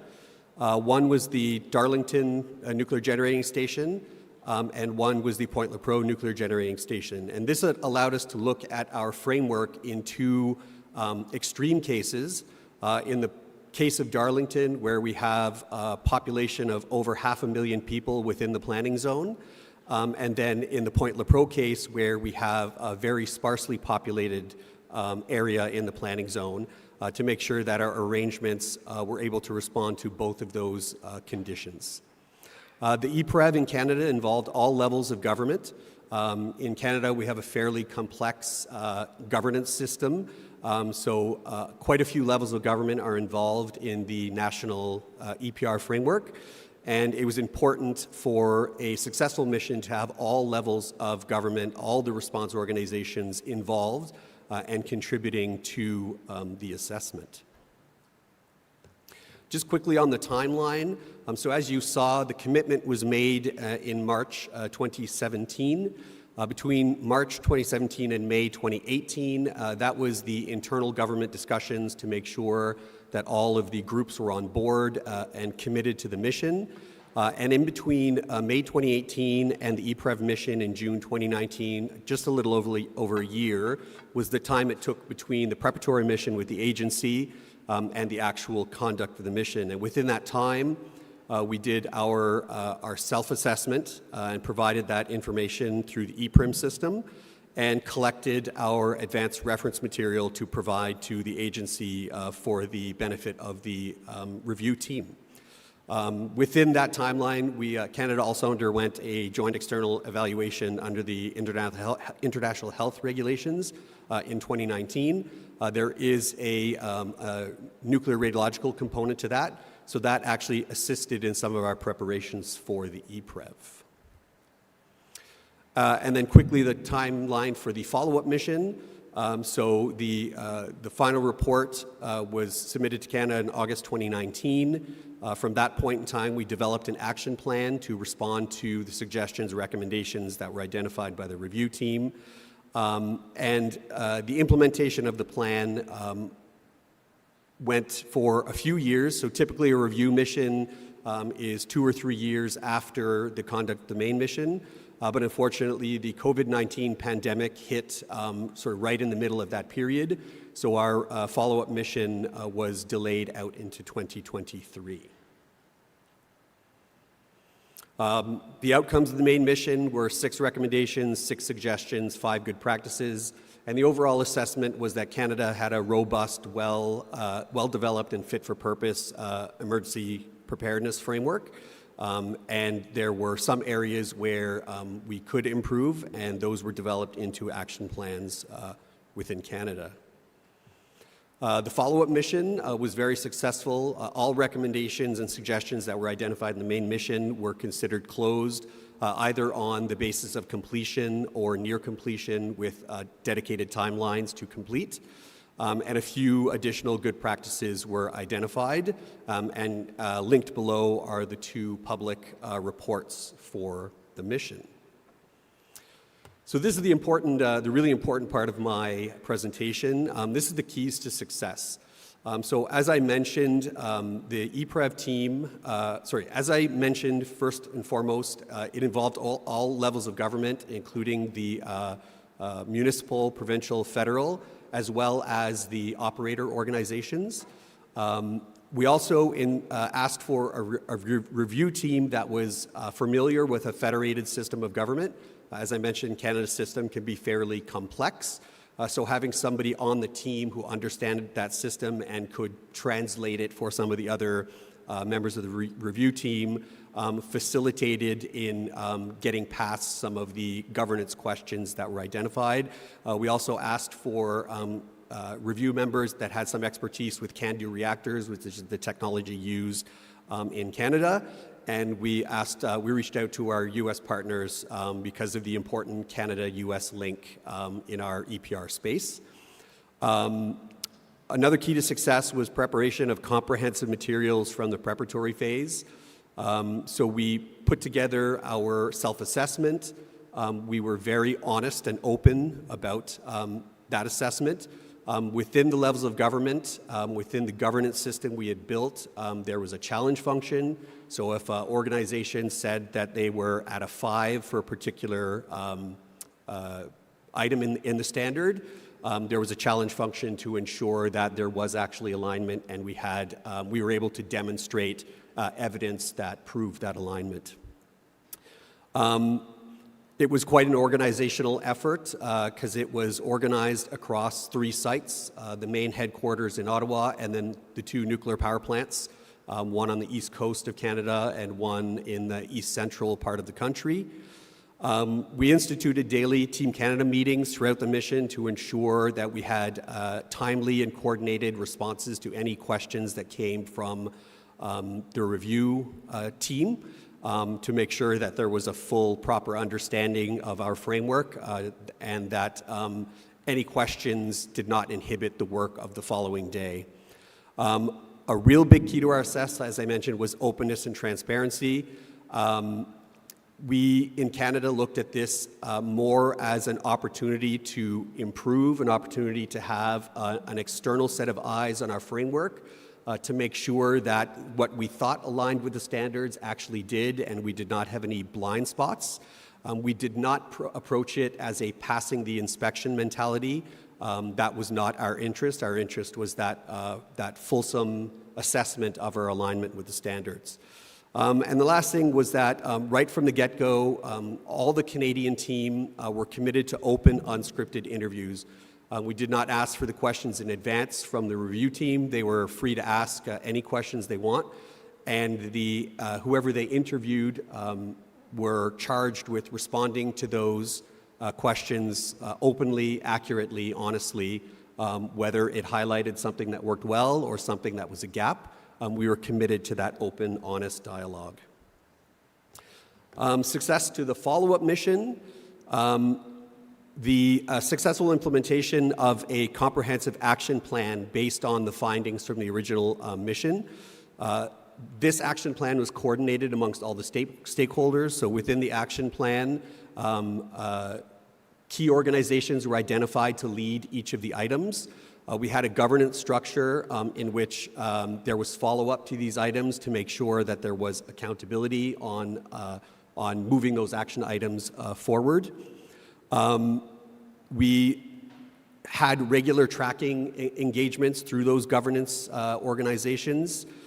We updated the self-assessment and advanced reference material within the agency system based on additional information we produced or things that we improved. And on the review team for the follow-up mission included both new members to the team who could take a fresh look at the work we had done, but also some team members from the original mission to ensure there was continuity in some of the knowledge around our system of government and to ensure continuity about some of the decisions and findings from the original mission. So the overall takeaways that the Canadian organizations through all levels of government and the operating organizations were very pleased with the organization and conduct of the EPREV. The experience was, for both the preparation for the mission and the conduct of the mission, were of great value to all the organizations involved. And ultimately, at the end of it, the EPREV strengthened our linkages between organizations within the Canadian EPR community and improved our arrangements overall. So the EPREV mission allows member states to ensure alignment with IAEA standards, in particular GSR Part 7. By assuring alignment with those standards, member states enhance our ability to coordinate and collaborate with our member states in the EPR space. So I want to take this opportunity to really stress to all of our member states the importance of these EPREV missions, and I sincerely hope that you will avail yourselves of this important resource from for the agency to assess your EPR frameworks to ensure alignment with the standards. With that, I thank you very much for listening to our experience, And I hope you're successful with your EPREVs. Thank you.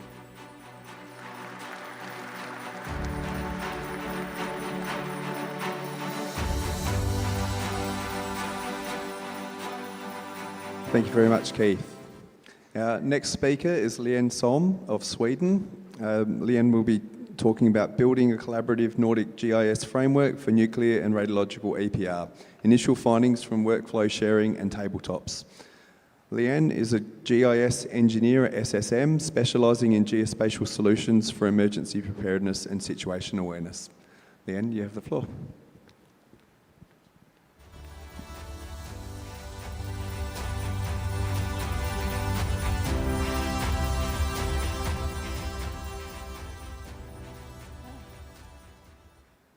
Yes, good afternoon, everyone. Maybe it was not clear, but I'm from the Swedish Radiation Safety Authority. And in this presentation, we move a little bit from talking about our local cooperation and collaboration, more towards neighbor cooperation across countries that are close by. And I will show here how we can strengthen EPR just by sharing some of our initial mapping products and mapping systems. So, firstly, I just want to say that every emergency is spatial. So whether it's a small-scale radiological accident or complex general emergency, GIS, Geographical Information Systems, transform data into insights and help us to coordinate and communicate and help us to take decisions. So we can look where we can use geospatial data in all three phases of general emergency, for instance, starting from the urgent response phase, where we can add dispersion modeling data in those systems. We can talk about early response, where we can add monitoring data and those maps. And then at the end, of course, it's recovery or transition phase, where, as you see here in an example, you can see cesium fallout map 39 years after Chernobyl accident in northern Sweden and how the decay has gone. So,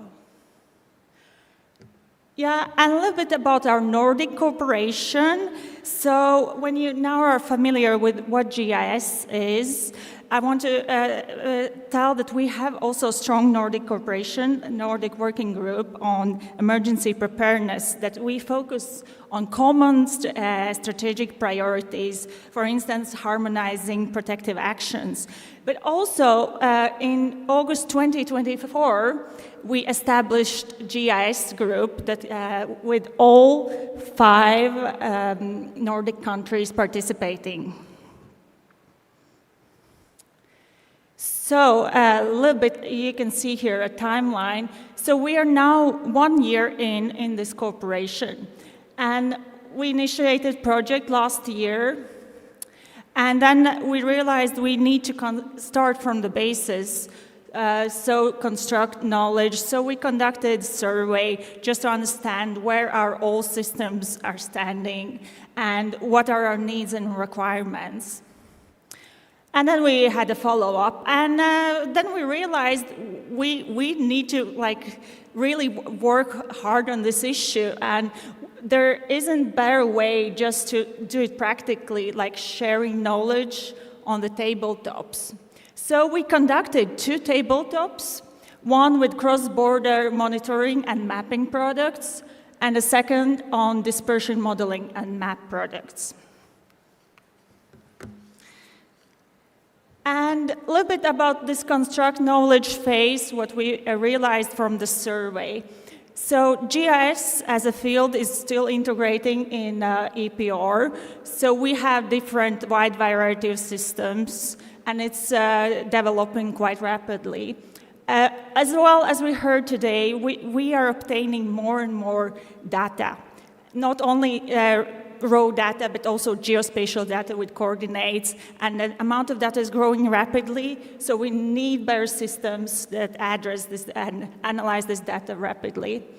And what was interesting to find out, even though there's a lot of similarities between our Nordic neighbors, there's also differentiated responsibilities, and not always our systems can look the same. And the topical question was always about data sharing. Should we share data, when we should share, what data products we should share? And we agreed it's important to rely on existing systems, and then maybe for the future we can build on that. And most importantly, it's really important to have enhanced collaboration. A little bit about our first tabletop. So we conducted this tabletop just to see how we would analyze monitoring data. So every country received monitoring dose rate data, and everyone was free to produce everything they could from this dose rate. And you can see there were different products submitted.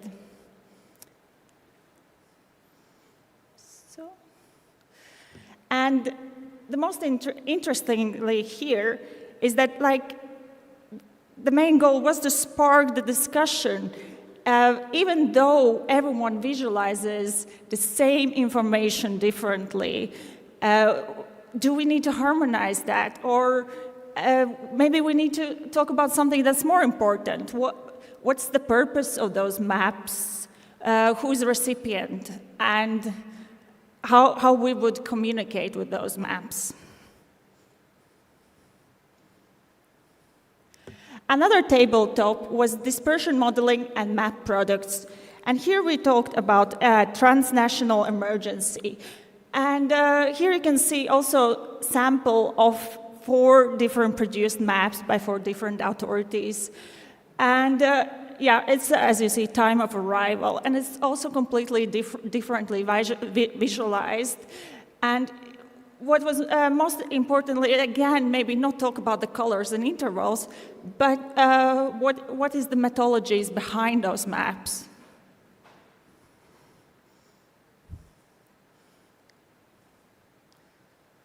So, preliminary findings, what we want to focus on this collaboration in the future is that we think we need to proactively work on geodata sharing. It's really essential for us, sharing base maps, administrative borders, other foundational data set that can be used in advance, so every country can start from the same working starting point. It could be also action planning zones, for instance. We need to focus on comparing our methodologies and process flows, and then align them as much as possible. And then GIS does not feel that it's really independent. GIS depends on other fields like monitoring and dispersion models. So we need to work closely with those fields. And then, as I mentioned, maybe visual representation in the beginning doesn't matter that much, but it could be important how information is perceived. And maybe we should talk what intervals and what colors we are using. And what I mentioned as well, end user importance is really important. We need to always take into account what is the end user. So is it public or rescue services or other authorities or our neighbors? And as I finalize, of course, I want to emphasize that we really need to continue working on this cooperation. And with this presentation, I just showed that there's this small framework. It's simple, but yet really achievable, how we can address our geodata problems. And it's also, you can implement it anywhere else, and it's also scalable to other neighboring countries. thank you. That's how you can, from just sharing some maps, achieve quite a lot.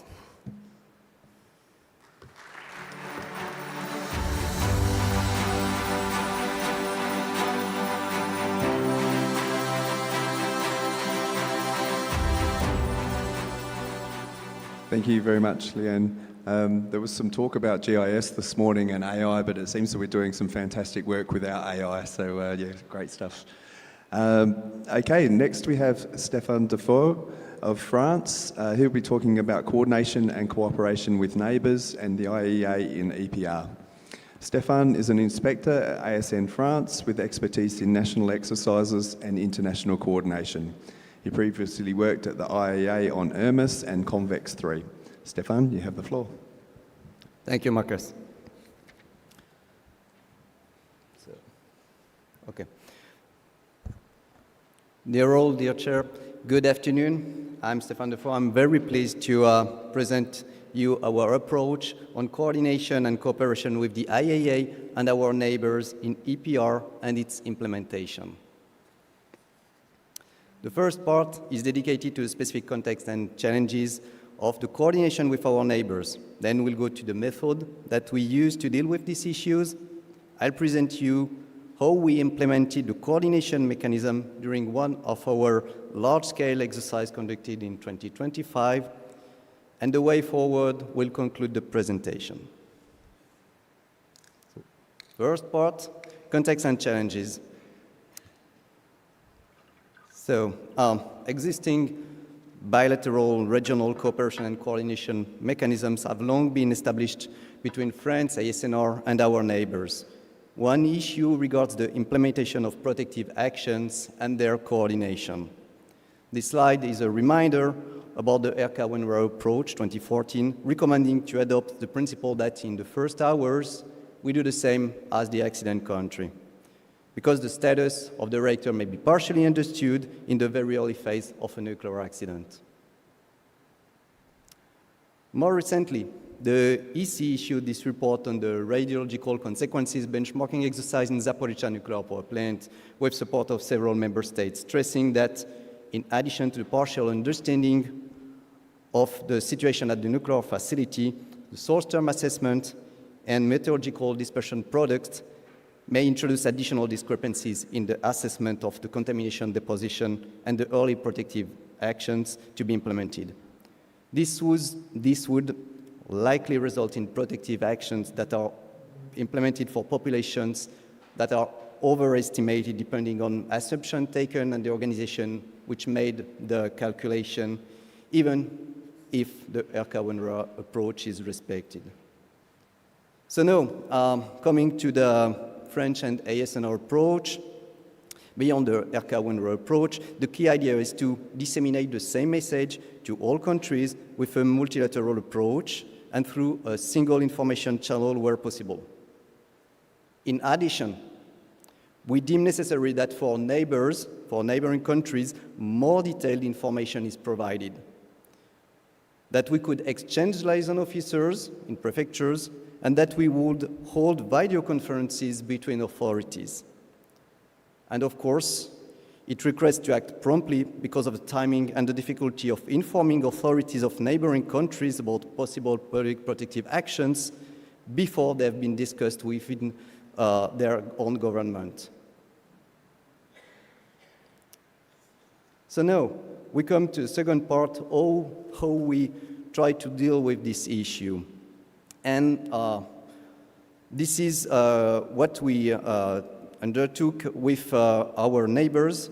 It's the CATNOR working group. So the story in short, 2022-2025, the objective was to update the existing protocol between France and Luxembourg. And our counterpart in Luxembourg is the Radiation Protection Division of the Health Department. So basically, this protocol between ASNR and Radiation Protection Division of the Health Department in Luxembourg. And in addition to Luxembourg, Germany joined the working group. And we took into account the feedback from the French national exercises conducted in the previous years. So what's this protocol? So this protocol aims at providing our counterparts with the assessment and prognosis of the status of the facility and the protective actions. So the protocol relies on the following practical arrangements. First, the written information is disseminated via UZ and EPR notifications. Second, a video conference is set up to discuss the technical situation. Third, a video conference is set up to share the recommendations on public protective actions.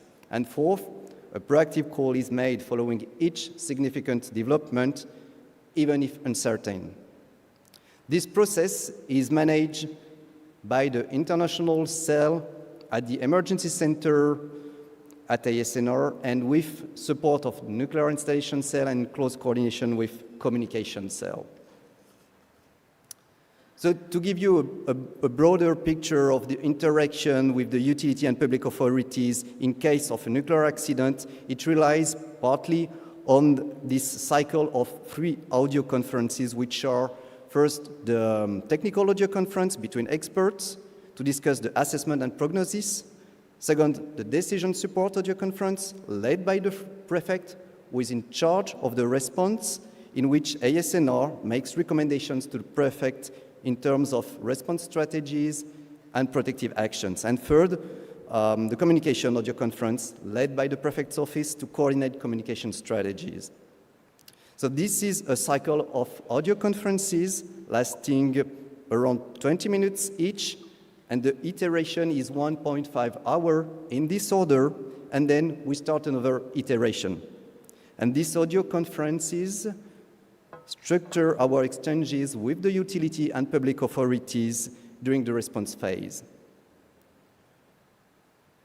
And now here is illustrated how the protocol has been implemented inside this cycle of audio conferences. So the technical audio conference is followed by a video conference to discuss the technical situation between ASNR and our neighbors. This is the first red star. And then the decision support audio conference takes place, and this is led again by the prefect in charge of the response, and it is immediately followed by a video conference with our neighbors to share the recommendations that have been decided. And this is, of course, the second red star. We are now coming to the implementation part of the protocol that was tested during one of our large-scale exercises in 2025. So this large-scale exercise was conducted on 12-13 June 2025, and it was based on a scenario of an accident at one of the reactors at the Chinon nuclear site. So the Chinon nuclear site encompasses several facilities, including 4 900 megawatts PWRs. And, well, as all national emergency response exercise, the main objective is to test the utility and public authorities' response, including ASNR, in case of a nuclear accident, and which includes the activation of in-site and off-site emergency plans. And this exercise was a 2-day exercise with day 1, a national emergency response exercise, and day 2, post-accident response exercise, including large-scale radiation monitoring surveys and post-accident workshop.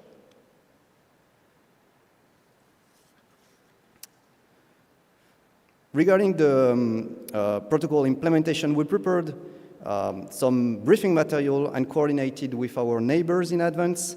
And this exercise indicative timeline is an example of the material that was discussed. And we also set a couple of rules for the exercise with the view of testing for the first time at this scale the implementation of the protocol of information exchange between France and Luxembourg. Germany and Switzerland also joined the exercise.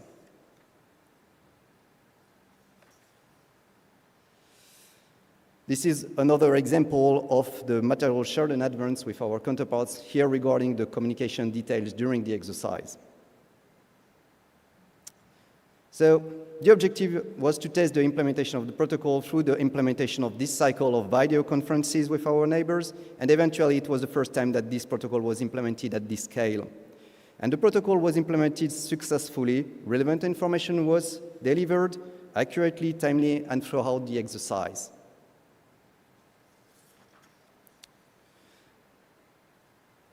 These points to build on were noted. The video conference cycle was held with a solid rhythm and lively discussions. And we also noted points to be improved and/or further assessed, such as the formalization of the support from the nuclear installation cell. This is more for your information only. As internal feedback, we had some staffing, logistics, and technical issues. So what's next? We aim at complementing this multilateral approach. So as of today, we have the protocol signed with Luxembourg only, but we hope that we can embed several neighbors. And the idea being eventually to have one room for all. And we're also thinking about streamlining the current implementation of the protocol and test to exchange of liaison officers. With that, I thank you for your attention and wish you a good conference. Thank you very much.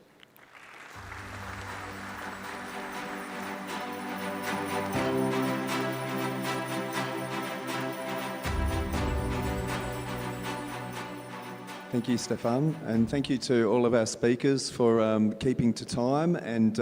And with our slightly late start, we still have 10 minutes or so for some questions. So please, I'd like to open the floor for your questions. So there are 2 microphones moving around, so please make yourself known if you would like to ask any or all of our panelists a question. And we'll try to keep our responses reasonably brief.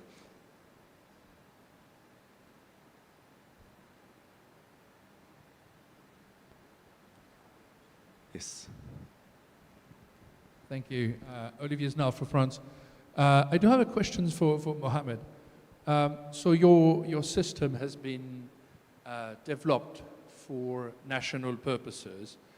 Did you have in mind, or do you have in mind, to have a possibility to extend the access of your platform for your neighbors, saying that you could share through that platform critical information that they would need during an emergency? All right. Actually, this is a very good question, but I'm not sure if I can say that or not. But with the neighbors country, so far we have no plans to integrate with them. But maybe in the future, that's on the table, of course. But we are ongoing with the IAEA to integrate our platform with UZ. Yeah. And I think this answers your questions so far. Did I answer your question? All right. I'm glad.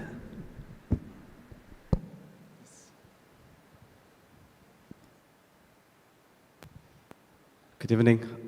Myself, Lakshmanan from AERP, India. I would first a comment.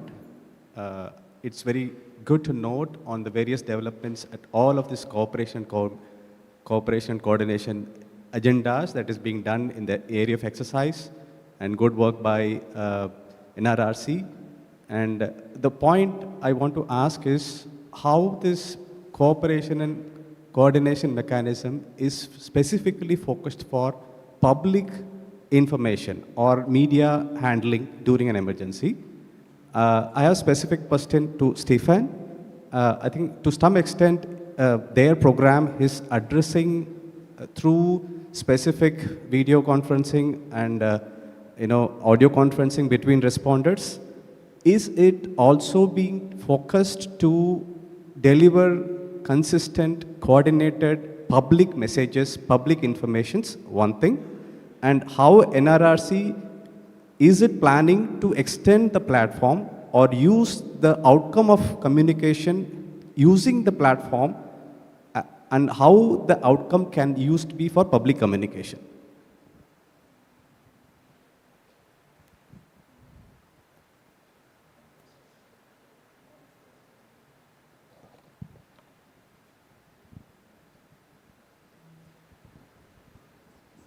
Hello. Excuse me, could you repeat the question, and if you can summarize it a little bit and direct it to whom exactly? Yeah. The question is towards coordination and cooperation for public information or handling media and public information. And I'm directing this question for two of our panelists. One, NRRC, our gentleman from NRRC, how their platform, National Communication Platform, can be, or is there any plans for it to be used for public communication? And the same question is also to Stefan from ASNR, how they are extending their mechanisms for public handling or media handling during emergencies. Yeah, I will go first if I. Muhammad. Yeah. Public communication regarding the national platform. Yes. Are you having any plans to also include to accommodate through the platform to address the public communication through this platform, and also to disseminate to the national stakeholders and give them the responsibility inside the platform? Yeah, I will answer the question. Actually, one of the member of the platform is the Ministry of Media, and this role is dedicated for the Ministry of Media. So the platform, it's like the hub for the information, the real information. So the Ministry of Media can enter the platform and take the right and the correct message and then share it through the channels they do have. It's like X or even the TV or whatever. But the platform for now, at least for now, it's for the communication between the national entities and the stakeholders of the national response plan.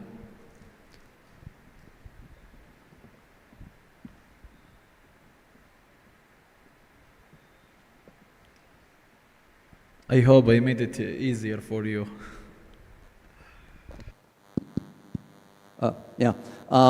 Thank you for the question. I'm very sorry because there was a strong echo here. I was not able to catch all the details of the question. Anyway, well, this protocol we have, the story is that we have updated an old protocol and tried to have something not like high level, but really technical thing down to the ground, and to provide important information that matters for our neighbors. And this information, we delivered them like not in exact real time, but not far from being real time, because you saw the iteration of like this video conferences is 1.5 hours, so it goes very fast.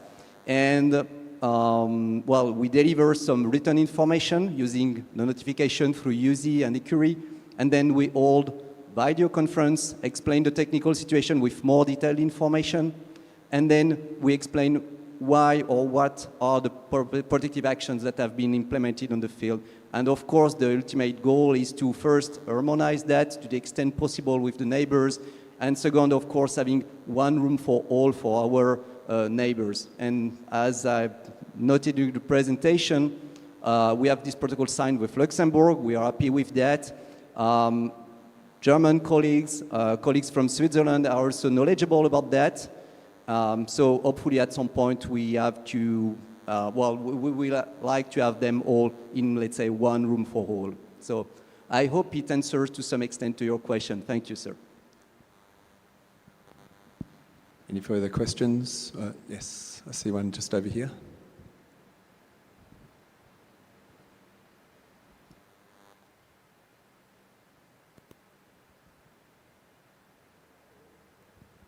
Hello. Yes, Rodrigo Salinas, FANAR, UAE.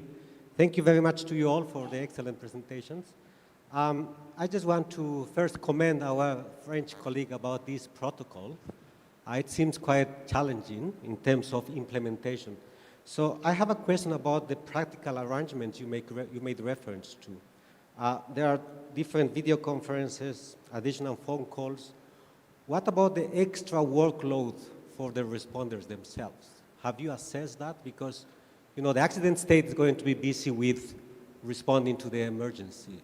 Have you considered the extra workload that these video conferences calls, you just mentioned it's going to be 1.5 hours, I believe. Was that assessed at all? Thank you.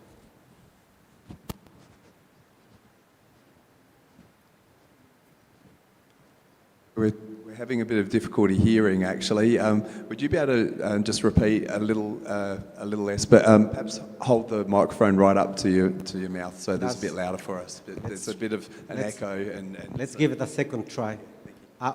Stefan, what about the additional workload related to the protocol? Okay, I think I get it. Thanks.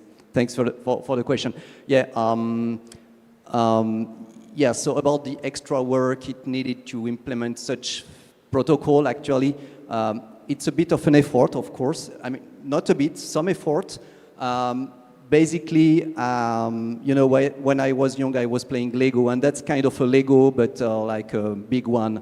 You have all the bricks, but you need to assemble them to make something that works. And, well, you have basically the competencies, you have the skills, you have to assemble that, and then to set up, to have the proper setup, and then just like technical tools such as the video conference or tools that already exist, such as the reactor assessment tool from the IAEA, which is extremely useful in our case. And then you just have to find, you have to find and train the right people so that they're able to talk with our neighbors, say the good, well, deliver the good messages, the important messages, and well, that's kind of, you know, you have all the bricks and you have to assemble them, but it's time consuming, I guess, especially at the beginning. Now we conducted this exercise in 2025. There will be another exercise in 2026, and we plan to test that once per year with our neighbors, and we, of course, will call for our other neighbors to join in this process. Thanks. I think we have time for one more question. I see Florian with his hand up here. Thank you, Florian Gehring from Germany, and my question goes to Liane from Sweden. And as you were showing us some examples for sharing information between countries, and one of the data you showed was gamma dose rate data where the agency has set some standards, I would say.